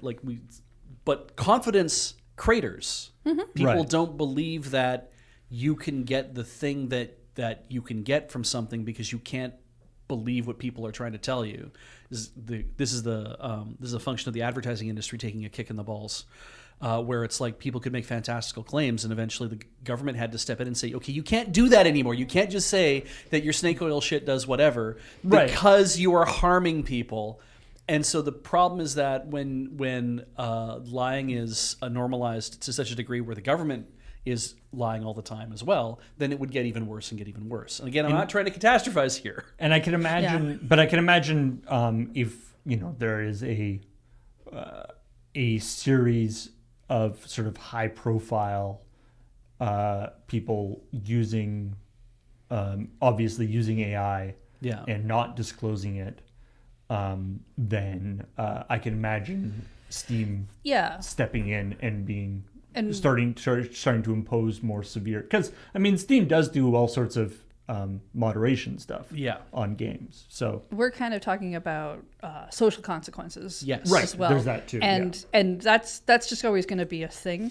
But the AI disclosure thing on Steam is like fairly new, and I feel like when stuff is new like that, like again, it's not perfect, it needs improvement, but I'm hoping they do improve upon it. So things like, oh, well, we put that in there, we want people to do it, and they're not, and they're blatantly not, and we're getting a lot of like of the social consequences of people negatively reviewing if we notice this thing could lead to consequences on the platform later. And by and large, the only thing that humans love to communicate with each other. Mm-hmm. We really do. I know, but I hate that fact. But it's true. But like one thing that humans love to do is to communicate. That's why we always really take to everything that smooths out and makes faster the ability of communication to improve the kind of communication you can do. Like everybody wants to take that right away.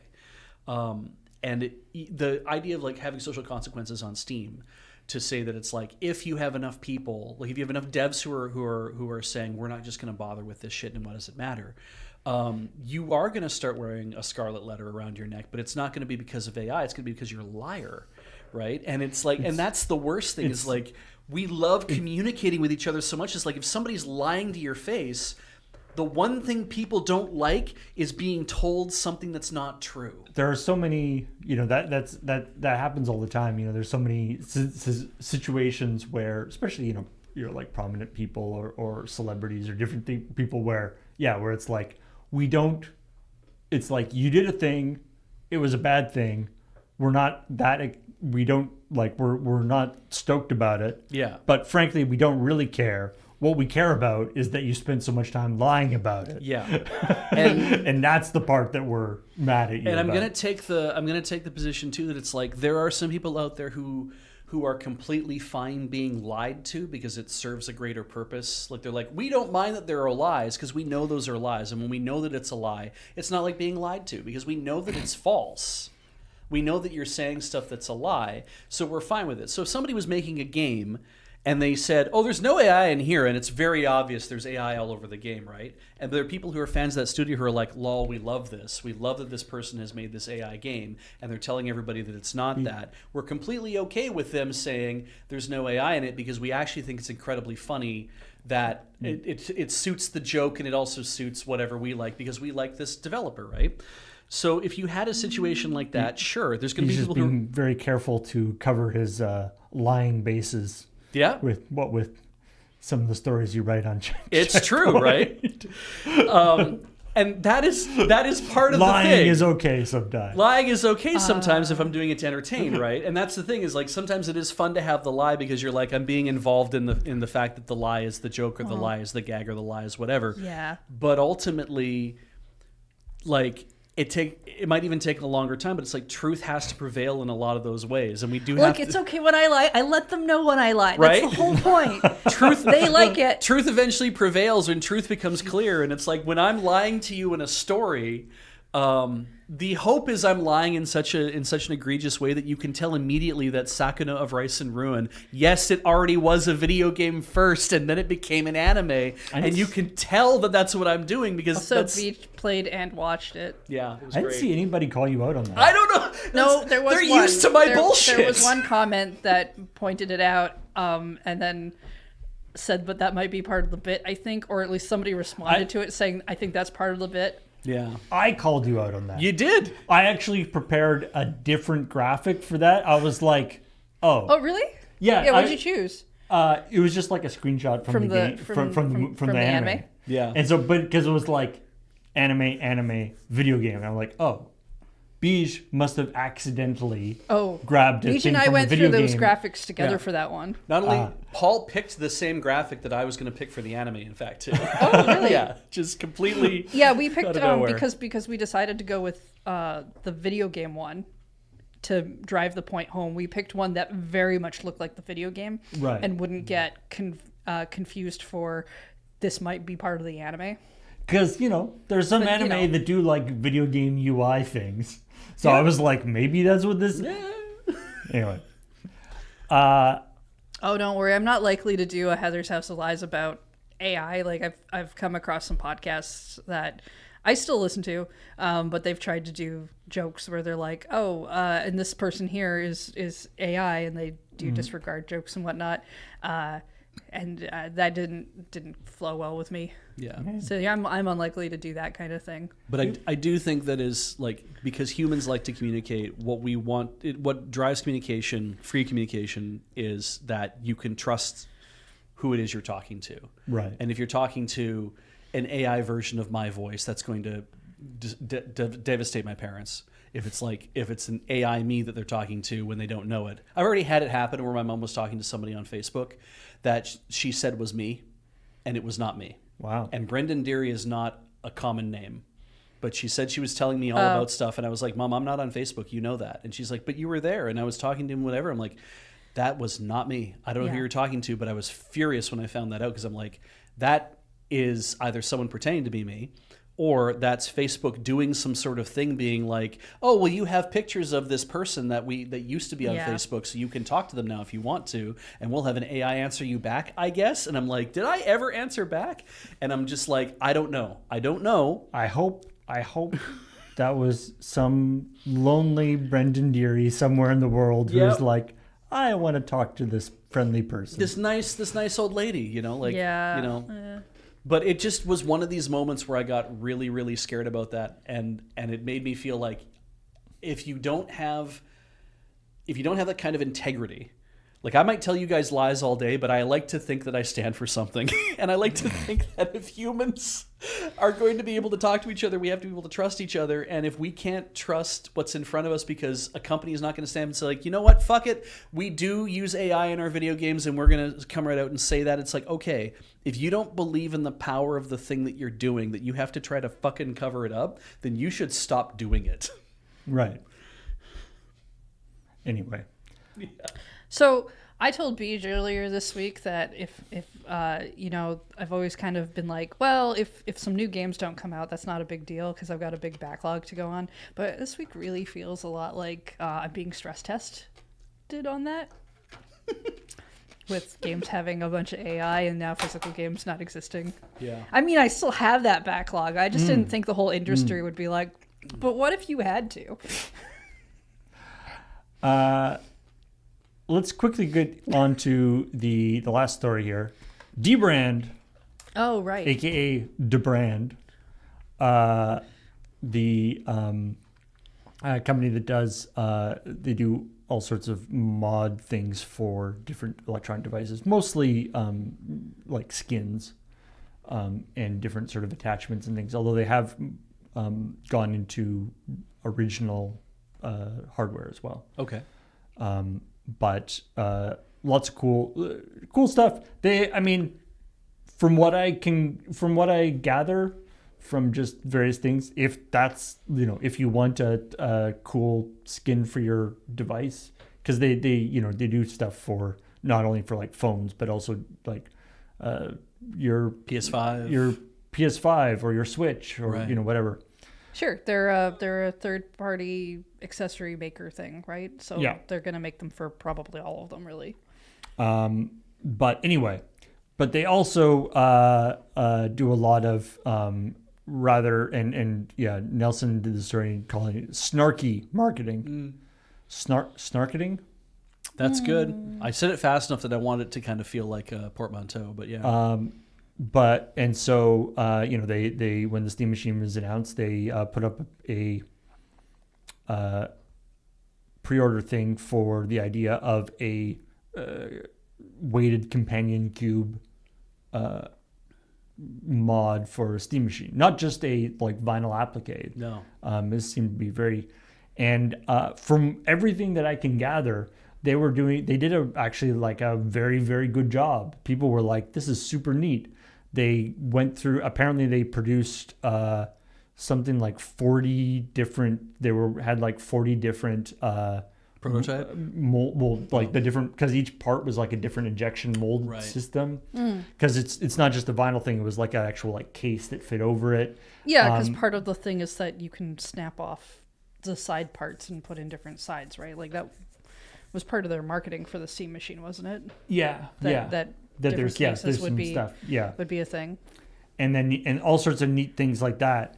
And they redesigned. They said they redesigned the interior multiple times to fit it better onto the Steam Machine and all this kind of stuff. They put a lot of care into this. A lot of care into it, a lot of money into it. Yeah. Apparently, they like rented out a university campus to shoot like the like promotional video for it. Okay. And did all Were this. they just hoping that they'd be in so deep on this that Valve wouldn't say no? I don't know, because they did, and then Valve was like, "Hey guys, we own that. Don't do that." Yep. And so somewhere along the line, this passion project, because they called it like this passion project, somewhere along the line, nobody actually bothered to ask Valve whether they do it. And like historically, Dbrand has been, in the they've operated in the gray area a little bit with Yeah. the sort of it's better to Beg forgiveness. thing. Then ask permission. But usually it's like they do like the plausibly deniable, like the one that we that Nelson linked to there. This, right? Where it's like there isn't actually a Triforce anywhere in here. No. Yeah, it's kind of It's hitting a lot of aspects. Yep. But it's like there's not actually a Triforce anywhere on Yeah. there. Some design elements are very common, but it's like, yeah. yeah. I mean, they took out the circles and put in Yeah. hexagons and stuff, and yeah. So anyway, you can. So Hard to do that with the companion cube because it really is And just they- like an iconic thing that they were. they hit it a little too close. Yeah. There's some speculation maybe that Valve themselves want to do a companion cube version at I some could point. believe it. Sure. Sure. I But- mean, and that would be like one of the reasons to say no, right? Like, I mean, if they just made the cube and left the heart off of it, they could have gotten away with it. Maybe. I mean, the whole point of the cube is that it is still a cube from Portal Yep. with like that's the joke, because the only Yes. difference between the companion cube and the regular cube is the little heart drawn on it. Yeah. So I guess you could even say that cube is something that we have in portable. It's very them doing the thing. I think is very funny, because I think the justification was, let's see if we can do it, and then let's see how far out we can get, and then let's talk to Valve and show them mock-ups and be like, look what we could actually do here. But they got too far, probably. And it's also like, and hey, if there's a little bit of controversy about it, Right. maybe that's not so bad. Because they'll get a lot of attention. Yeah. And that has served them reasonably well in the past. Yeah. Although they have gotten hit down, some people were talking about like they got hit down on some of the like Sony face plates. I think they got, so they're skirting the edge of these things a lot of the time. But anyway, so that's not happening. Not only is that not happening, but they talked to Valve to try to actually license it now, and Valve was like, no.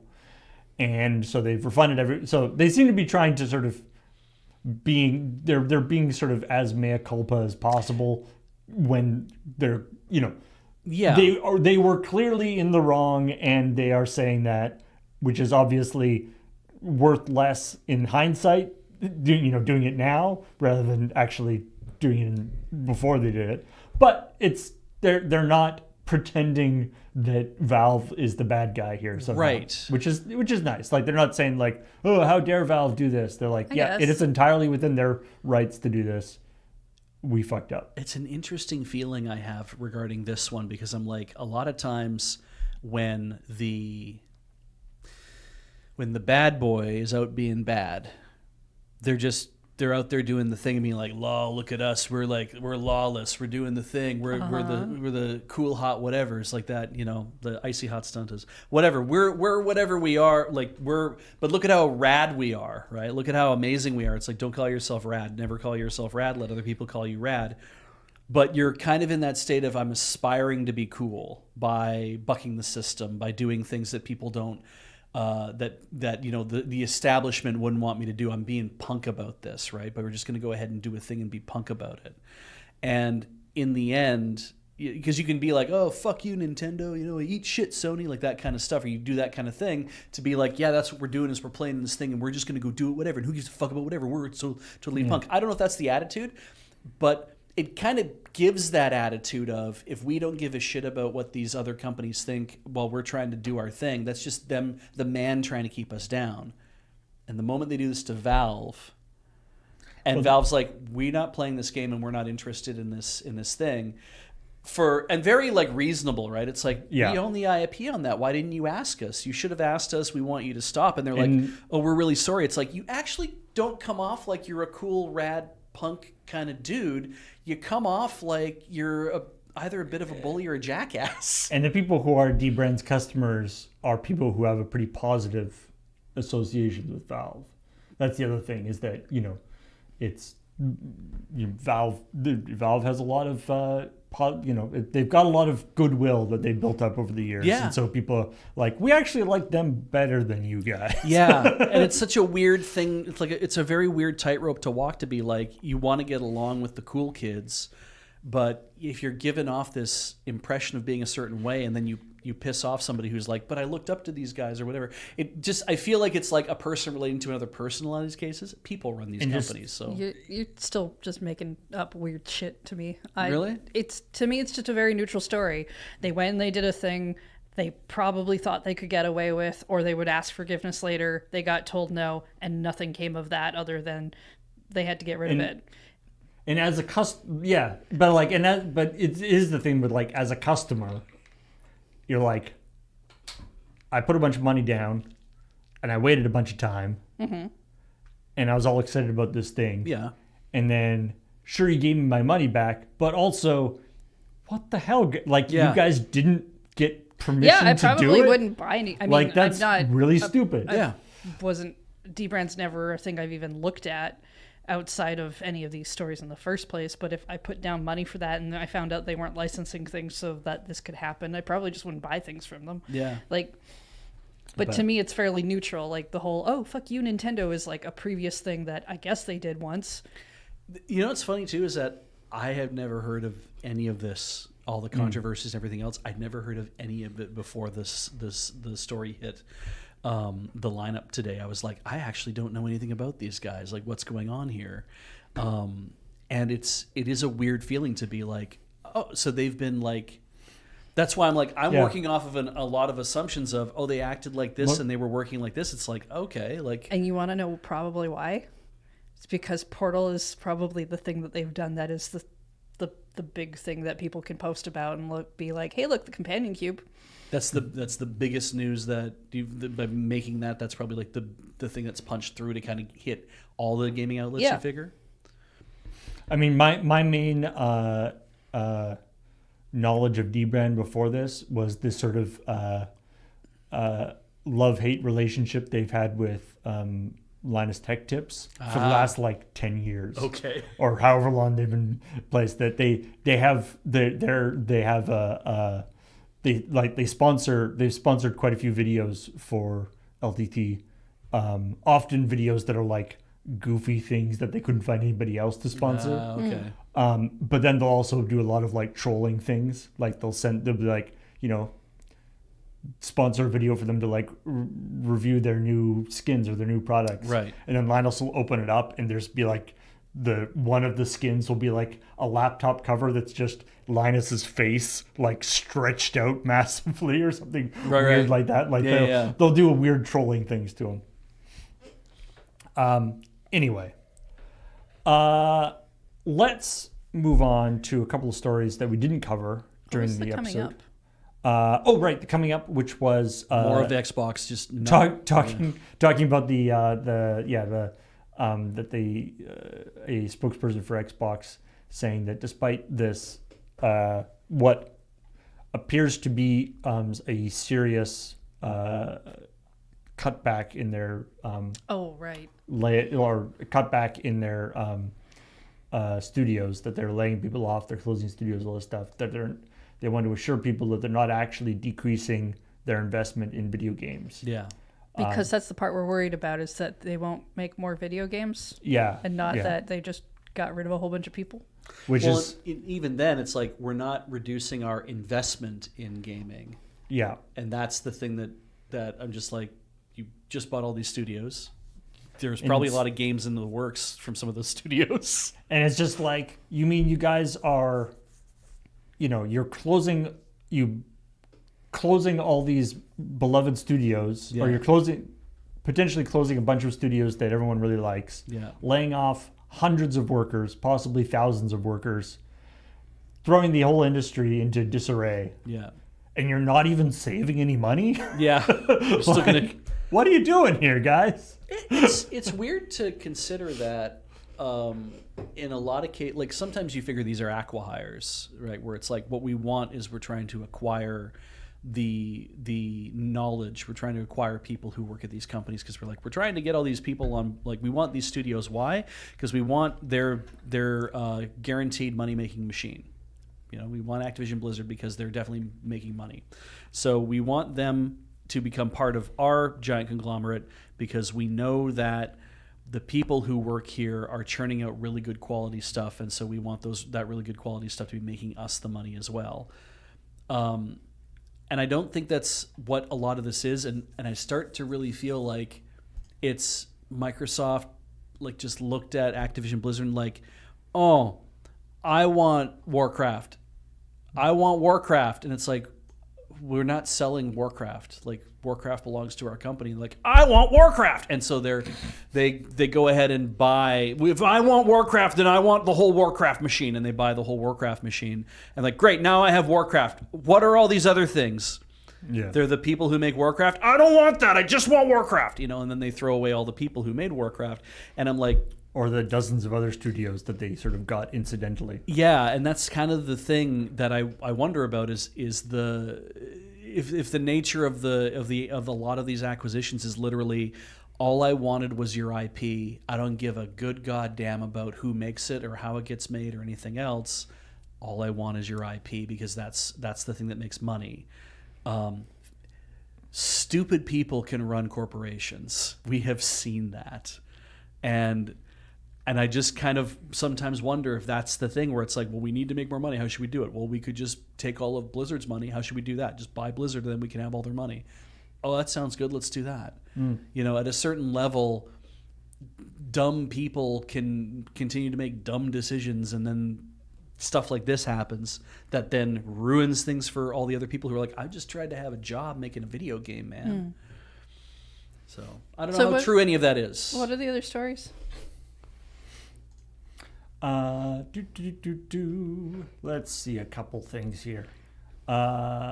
Persona is apparently next on the docket for being turned into a TV series.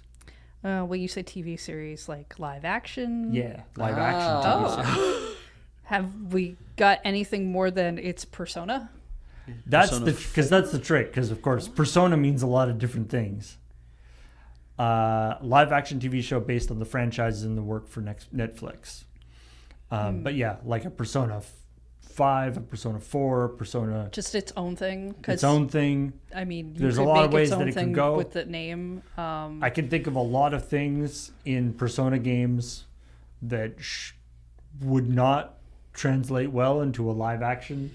Some of the enemies that you encounter in Persona games. Well, because that's the other thing. They've made some Persona anime. They've done one for 4, and I think they've done one for 5. And I've only watched, I think, some for 4. And it's not like they had them going into dungeons or doing any of that in that anime that I recall. It just kind of felt like additional scenes to me. So I would assume that this would have more story structure to it. Which ones have you played? 4 and 5 Royal. Okay. Oh, and I did try to play the Persona 5 X mobile game, but it won't download the additional missions.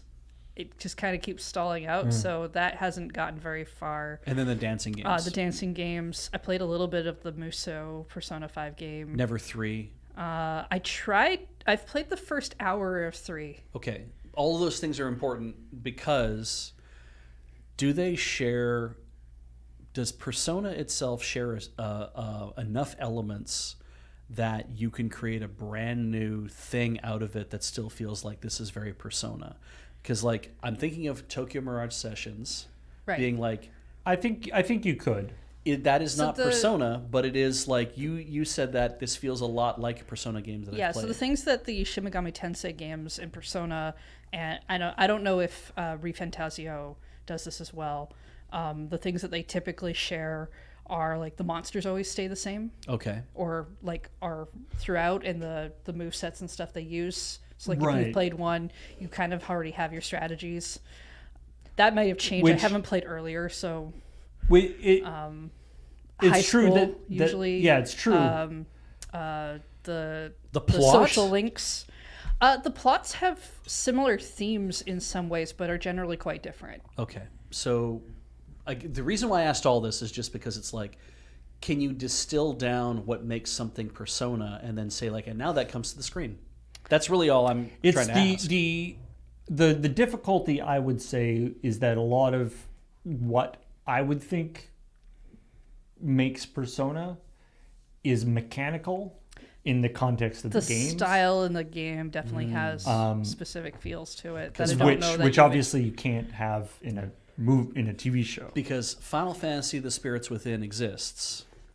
Yes, it's what's the line from that game? It's the perfect movie or something. Yeah. If it exists and it is Final Fantasy, then it belongs to Final Fantasy as much as anything else does. What about that movie? I mean, Final Fantasy There's a lot of Final Fantasy games that many people argue do not feel like Final Fantasy though. Right. So Final Fantasy is a very disparate series. And so that's kind of hard then to say, like, why does that get to belong to why does Final Fantasy Spirits Within get to belong to Final Fantasy canon? Well, it can because things can feel so different.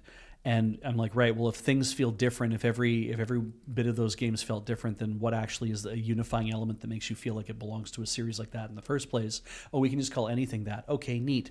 So Persona is the same kind of thing where I'm like, are they so different in what they're trying to get across? I mean, someone brought up the Velvet Room. I haven't played the earlier ones, but like 3, 4, and 5 all had the Velvet Room.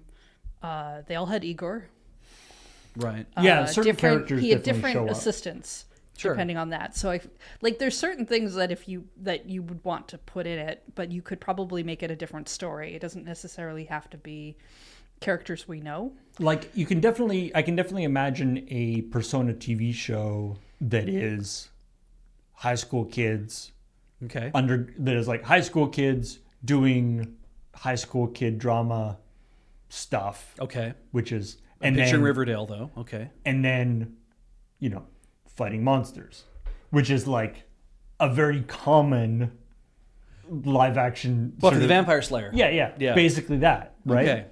And effectively, that is what Persona is. In Persona, the monsters are often not like they're not real monsters. Right. They are. I they're assume they'd all have the phone app, personifications of things. Right. because But the phone app is one thing that they were using. but from a sort of production, I guess, standpoint, Yeah. that's essentially what the show is, right? Yeah. It's high school drama, and then when you're on your off time, you're fighting monsters. So like you can see how it Well- could structurally fit into a TV show quite well.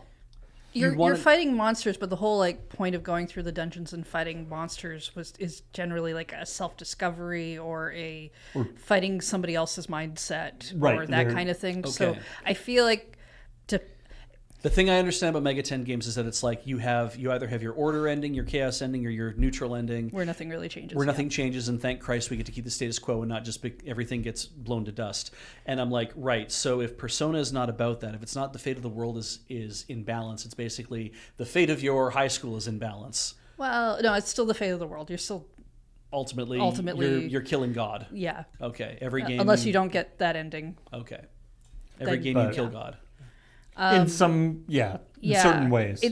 I feel like it's really hard to decipher what kind of thing they do when you don't like. It depends on what they're trying to achieve with this.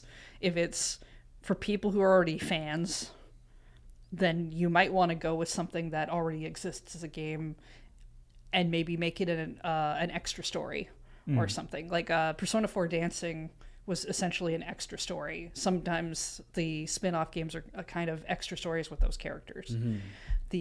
Or you might want to be like, oh, we want Persona to be introduced to the people who haven't been playing it. We want to really hit those themes hard because we hope more people will buy Persona 6 than bought Persona 5. I think it would be a mistake for them to try to make like Persona 5 being the most popular Persona game. Yeah. I think it would be a mistake if they were just like, let's make a TV series of Persona 5. Right. I mean, for one thing, the game is, 50 hours long. Yeah. But also, and there's a lot of stuff to do, but also it's, it's the whole thing of like that story has already been told and it's been told extremely well. And the mechanics of the game are part of the story. Yeah. Yeah, I do think It wouldn't work. I don't think it would work nearly as well if it's just told as a linear story. I do think they need to release. Let's pretend this is 10 episodes. Yeah. The 10 episode series. That's going to be your Persona vanilla, and then next year they have to release a 13 episode series or 14 episode series that is the same thing again, but has all the things that are different because now you have to get your third semester. That's what they did with Persona 5. And I thought Persona you were 5 going to Royal. say everything's different now because the main character's a woman. No, that was Persona 3, Yeah. which when they re-released, I don't think they put that part in. Yeah. And that was Anyway. the second playthrough thing. It's also the showrunner is one of the people behind Star Trek Picard, which doesn't engender a huge amount of optimism. No, not for me. But anyway, I'm glad that the Next Generation cast had a fun time making that series. I did not have a fun time watching most of it. Anyway, The most important thing is they should let us choose whether the main character is going to go to soccer club or basketball club. Well, do it like a Netflix thing where you get to vote on your phones, and then the next episode they make is the... Oh, yeah. It's literally just a scene where he's coming in the locker room like, I had fun playing soccer today, and that was it. You never get to see him play soccer. I wouldn't mind if they They just wanted like to have do... two different balls. Yeah. Whether Yeah. he's holding a basketball or whether he's holding a football. I think I would hope for just new characters where everybody who's watching has to start fresh over like I think we so. don't know who these characters are and let's do a new plot. Maybe put in some references to the other games if they want. There's as part of the fallout of the Stop Killing Games Campaign? campaign, which has been going through a bunch of different stuff. There was just recently a what do you call it, a Hearings proposal or a bill or something Okay. that was put before that was put up in the States that did not succeed, and they're like, that's not unexpected. We'll regroup and do lots of stuff. It's different things like that. But anyway, as sort of part of that, the ESA, obviously, Entertainment Software Association, has been, they were obviously very much against that bill, and were putting their the full might of their lobbying and stuff behind not doing it. And one of the things that came out was talking about third-party servers. Yeah, because it's part of one of their options, right? Like letting people maintain servers even if your servers go down as the legacy of... Okay, so if I'm like, oh, well, you've made Destiny 2 and you're going to retire Destiny 2, but if I want to spin up a Destiny 2 server, then I should be allowed to do that. Yeah. And you should open up the code to me, because it's like, we're not going to do this anymore. You can do it if you want to. Yeah, that was one of the options proposed. And the ESA I think, said the third-party server is no bueno. So No, yeah. they're illegal. ESA says not only that they say somebody Gibbons illegal. Yeah. So they Community what's servers. what's the name of the guy? Gibbons. I guess if you don't own the IP running that, it would mean that you somehow illicitly acquired the code to run a server. Sure, but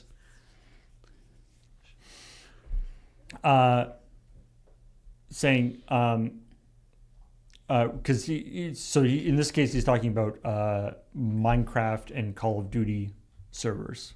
okay. He's saying for Microsoft, Microsoft for Minecraft has gotten a lot of criticism because these community servers are not employing the same safety standards that Microsoft does on their own Minecraft servers. So, and then the committee responded, so it's like the black market of video games? And then he goes, yes. Of course he would say that. In fact, we consider it piracy.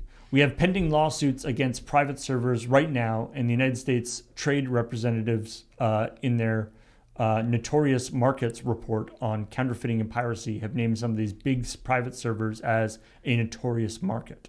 So I Microsoft thought is standing Microsoft against... gave people the tools to make these in the first place. They do, which is part of the reason why people, yes. As part of the Minecraft end user license agreement, it says when you buy our games, that means you can download, install, and play them. For the server version of Minecraft Java Edition, you can install it on a server and host online play. Yeah, like a lot of people make servers for just them and their friends. What do you think James does? Like that's why. Well, like there's like whole services that are literally like you can spin up a Minecraft server on our server farm if you want to. yeah, Right, where you can pay your $10 a month or $50 a month or whatever it is. Just be like, and we'll spin up a server farm for you to, or a server for you to play Minecraft on with your buddies or whomever, or open it up to the world if you want to. So basically, the ESA agent came in and sat down with a very singular mindset of we know what it means when we hear X, and therefore I just have to keep pushing on yes. Two popular games. Yeah. And I mean that might be true of Call of Duty. I have no idea, but I definitely know it's not true of Minecraft. Yeah, especially because the person from the ESA doesn't sound like they made any sort of attempt to say, okay, so in this one case, this is completely legal because we have said it's fine. We want you to have the tools. You can spin up Minecraft Server Java Edition if you want to. In this other case, where people are spinning up the non-Java edition, that is not okay because we did not give them permission to do that. It's sort of like, it's like you can use the Minecraft Server Java Edition. Yeah. We're going to allow you to do that as long as we all agree that the only reason you're allowed to do that is because we said you could, and we can revoke that at any time. Sure. And unless we explicitly say that you can. The problem is that weakens your argument of like, we wouldn't be able to do that or something, right? Which is, I'm sure, is what they're trying to go for as we can't do that, so that we don't want it like legally binding that we should be doing that, or something. And of course, folks in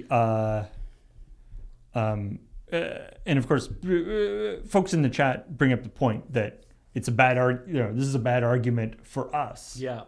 But when you're talking to the government, and especially when you can say stuff like, well, if this server is out there, it's not regulated. Yeah. And again, you can, the term black market is it's a series of tubes. But like black market is kind of correct in the sense of like there's no regulation to it. Obviously, there's connotations with black market that is not applicable. Yeah, but if we all pretend that we have homes that have backyards, people's backyards weren't regulated when their friends came over and they like played around on the swings. Kids could do anything there, right there. Yeah. The corporations are not looking at it, or they weren't. Yeah. I liken it to it's a series of tubes argument, where it's like the internet isn't something, it's just sort of a truck that you put everything on. It's a series of tubes, and everyone made fun of that guy for that, right? Yeah. And I'm like, that was not a great analogy either, but it was a closer analogy than putting the internet on a truck and driving it around everywhere, right? Yeah. And to be honest, it wasn't even that bad an analogy. Yeah, it's like it's okay. The way he said it, I guess, was kind of silly, but it's like, in hindsight, it kind of is a series of tubes. Yeah, like it's it just really feels to me like, saying, oh, it's a black market for whatever. It's like, that's not a great analogy, dude, because you're using a term in front of a bunch of people who have no fucking clue what any of this means, and they don't care to learn.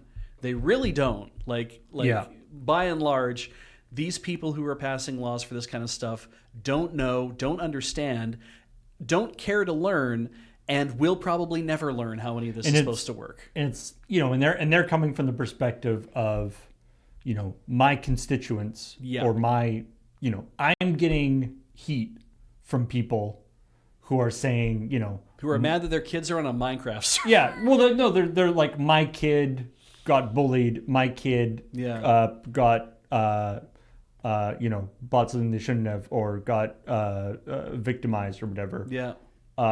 Who's responsible? Mm-hmm. Who can we sue for this? Or who is thing?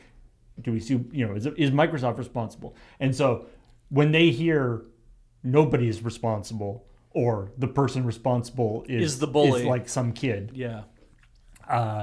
then the immediate reaction is, well, we have to hold the company responsible. And the company goes, well, the only way we can do that is if we have control over the thing. Yes, which is what we've always wanted anyway. Yeah. Yeah.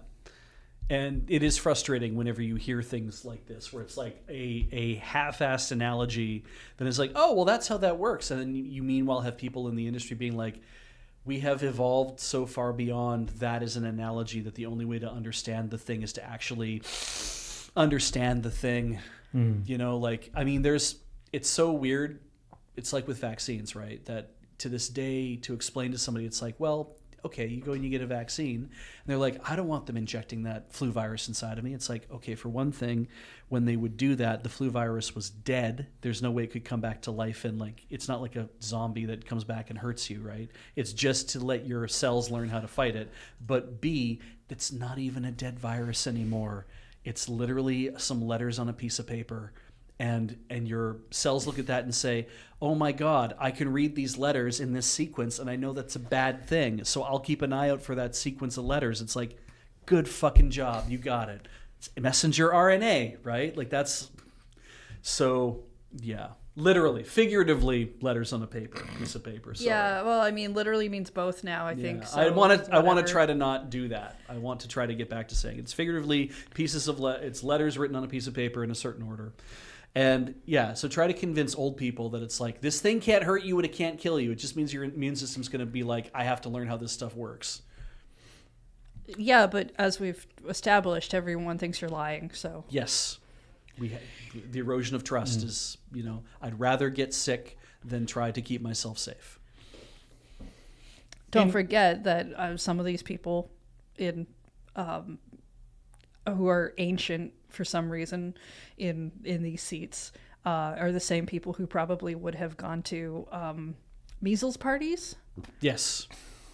The measles party. Where you literally get trapped in a room with kids who are sick so that you'll get it, so that you won't have all right, it. kids, lick each other's sores, and if you all get out of here with smallpox, then we know you'll be better about it. Yeah.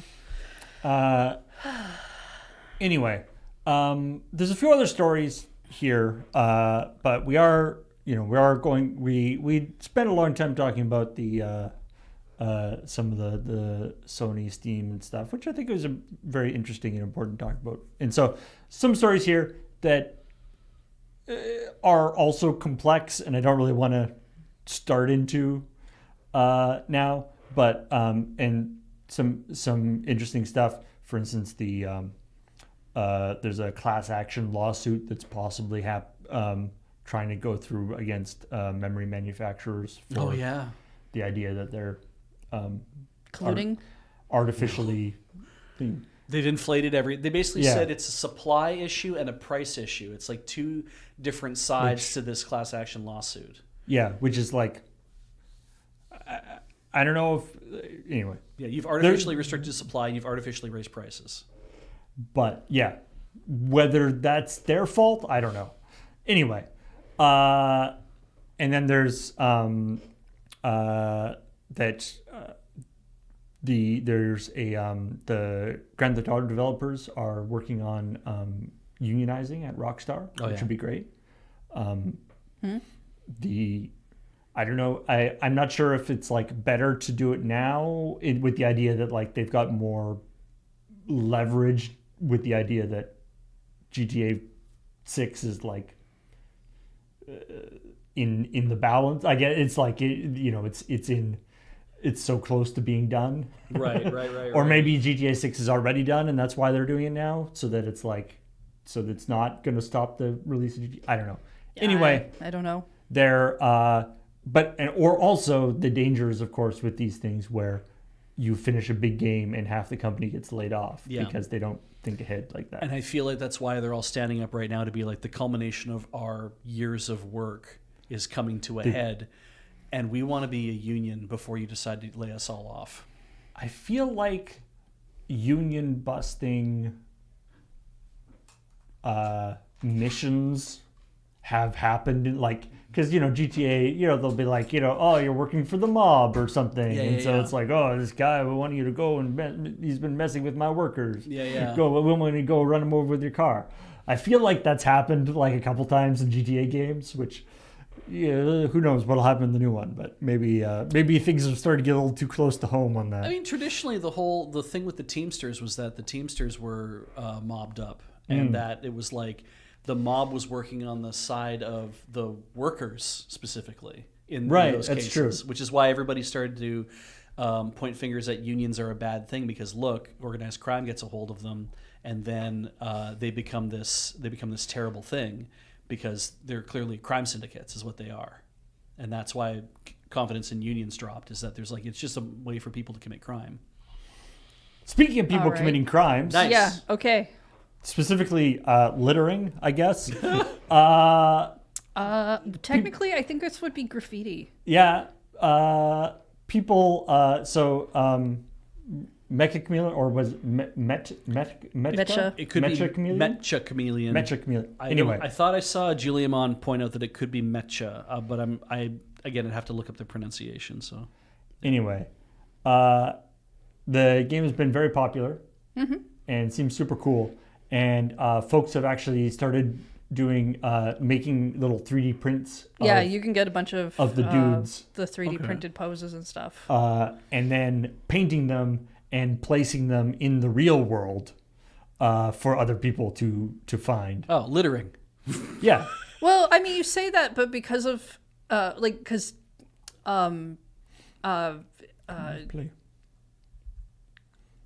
crochet bombing is essentially the same thing, where you'll like crochet stuff and attach it to things. I mean, and I think that falls under graffiti usually. Yeah. Really? Part of the problem with it sometimes is if you obscure signage or whatever, which is what I find funny about this, because people when they paint these and put them on signs, they don't Right. obscure the sign. No. at The all. point is that they you're not actually don't even obscuring it. change the sign. Yeah. Wow. How Yeah, about it's Instagram fail. Yeah. Wow. yeah. wanna Doing watch doing stuff. art bombing in that way, where stuff can be removed, is considered non-destructive, but it is considered a nuisance usually Yeah. by authorities, which is why you should definitely do. Put it. it on the. Like yarn bombing, I think is fantastic. Oh yeah, it's really fun. I think it's super You fun. can do it in very a destructive interesting. way, which I wouldn't Yes. recommend, because sometimes people do things where if you do stuff in the wrong way to trees, you are actively restricting a tree. Yeah. Yeah. And that's not great. But attaching stuff to chain link fences can be fun and better. It is Mecha Chameleon. Anyway, Chameleon. I think this is super cool, and as long as it's like, this is the kind of thing where it's like, oh, that's cool. That's Yeah. like adorable and fun to do. Hopefully, the danger or the concern is that, whatever, 3 weeks down the line or whatever, somebody would be like, some little like coffee shop or something would be like, we're spending hundreds of dollars a week Yeah. cleaning up these stupid things. Yeah. Well, and that's the thing. I don't know if you would spend a lot of money cleaning them up. Like if you find them, you're probably just pulling them down, because Yeah, a like lot of the ones I've seen are adhered through like magnets and stuff. Yeah, and like the way that people are doing them seems to be pretty low impact. Yeah. So Yeah. I hope that's okay. It's a weird thing that it's like I'm literally trying to hide something and not obscure anything about something like a wall or a sign or a roof or whatever. I wonder if there's some tie-in with like geocaching people. I could see that definitely. I could see that. Yeah. It's it's weird because it's like it's a kind of graffiti that is not meant to be seen. It is meant to like be noticed if you just happen to see like, oh, like you're like, I get the joke. It's just like a fun little Yeah, thing. Exactly, and it's like you're not supposed to really notice it, and to me it's like, and I'm not a fan because it is, let's 3D print a bunch of stuff and then hide it all over the place, and like we'll go to the effort and we'll paint it and whatever, and I mean any whimsy in this world I'm really a fan of, and I'm like, this is a whimsical thing to do, but it is also generating a lot of 3D plastic whatever, and if people find them they might just take them and throw them out. And yarn bombing to me is like way more obvious. It's way more interesting to look at, and it's still generating a lot of waste. So there's different It's true. varieties of yarn bombing. Yeah. There's stuff that's meant to be this is about beautifying the area. Like Yeah. I'm trying to add color to, say, all the parking meters because everything downtown is gray and Yeah. shitty looking. I'm with you on Or this. there is a fashion where there are people who basically yarn bomb hats everywhere when it's cold outside, in the hopes that homeless people will use them. Oh, so you'll basically make some colorful beanies or something. Yeah, like you'll to stick them toque out in places. of some sort, and then So there's different varieties me- and levels to of what you that- do, like like that- and purposes of doing it. Yeah, like to me that doesn't feel like yarn bombing. That's just leaving out hats for people, which is a nice thing to do. yeah, But to me, yarn bombing has the sort of anti-establishment, I guess, or the sort of doing something transgressive as part of it. There was at UVic, I ran You're into sort of deliberately creating a public nuisance in order to draw attention to something. It's the same level of somebody. A lot of the ones I have seen are on the same level as somebody spray painting the side of the wall with artwork and not just a random graffiti tag. Right. But you could do it on the level of a graffiti tag. Right. I've seen when I was at UVic, I was like the yarn bombing that I saw at UVic was there was a railing at the Students' Union building that someone had decided to add just a long tube of yarn to, right? To add onto the thing. And I'm like, that's kind of great. And you did do it to the top railing where people put their hands to grab onto the railing to help steady themselves and move them along. And now you've put a slippery yarn thing on top of, if you'd put it on the railing below it, it would have been almost as visible. Oh, sure. And nobody would be looking for that one to grab specifically. But then I was also like, but also you did pick a railing in sub that is the railing that's meant to keep you from falling over and down to where the radio station is. It's not one people are going to grab on a regular basis. But if they did need to grab it, their hands would go right over. And I'm not saying that they aren't disruptive in some ways, because there are some that are poorly thought out of what is going on. But like a lot of times you will see just the pulls of parking meters. Yeah, I love that one. You know. Yeah. And those are interesting because that means somebody came out and had to stitch it together against the pole. Right, because it's like seamless, or not seamless, but like it's not. Yeah. It's some people put buttons and things that you can do different closure things, but anyway, yeah. So it definitely had this particular thing with the chameleon? with the chameleon I stuff could see, has that yarn bombing feel to it. I could see some of this showing up in coffee shops because there's a couple I've been to where occasionally when I'm there they have like little printouts of just like little figurines because somebody there has a 3D printer. Yeah. So I could totally see somebody at work like printing them out and like putting them around the menu or something. Treating them like decoration, absolutely. Yeah. And that'd be fun. Yeah.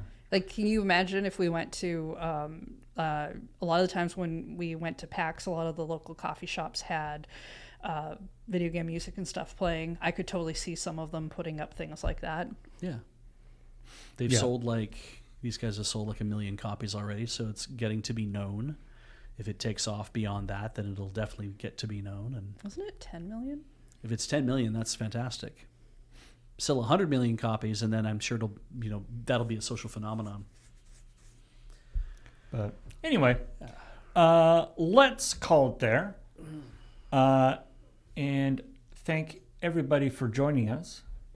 Thank you for supporting us in all the many ways that you do, whether it's watching us here on Twitch, over on YouTube, our Patreon, patreon.com/loadingreadyrun, or you can check out our store at store.loadingreadyrun.com. We've got all sorts of cool t-shirts. We've got, speaking of yarn, we've got toques and scarves. We do. We've got some playmats. Yeah, 10 million. There's a panelist mug. There's a panelist mug. Yeah. A real physical, not digital one. And there's a t-shirt that folks have finally found. Yes. I don't know if they finally found it, but anyway. Well, they finally. Well, one person posted about it. Yeah. So thank you for posting about it on the Discord and being like, hey, I found this thing, and it's like, yes, good, somebody finally found it. So if there's a t-shirt hidden on the store if you haven't found it yet. Anyway, thanks everybody for watching, and we will talk to all y'all later. Bye.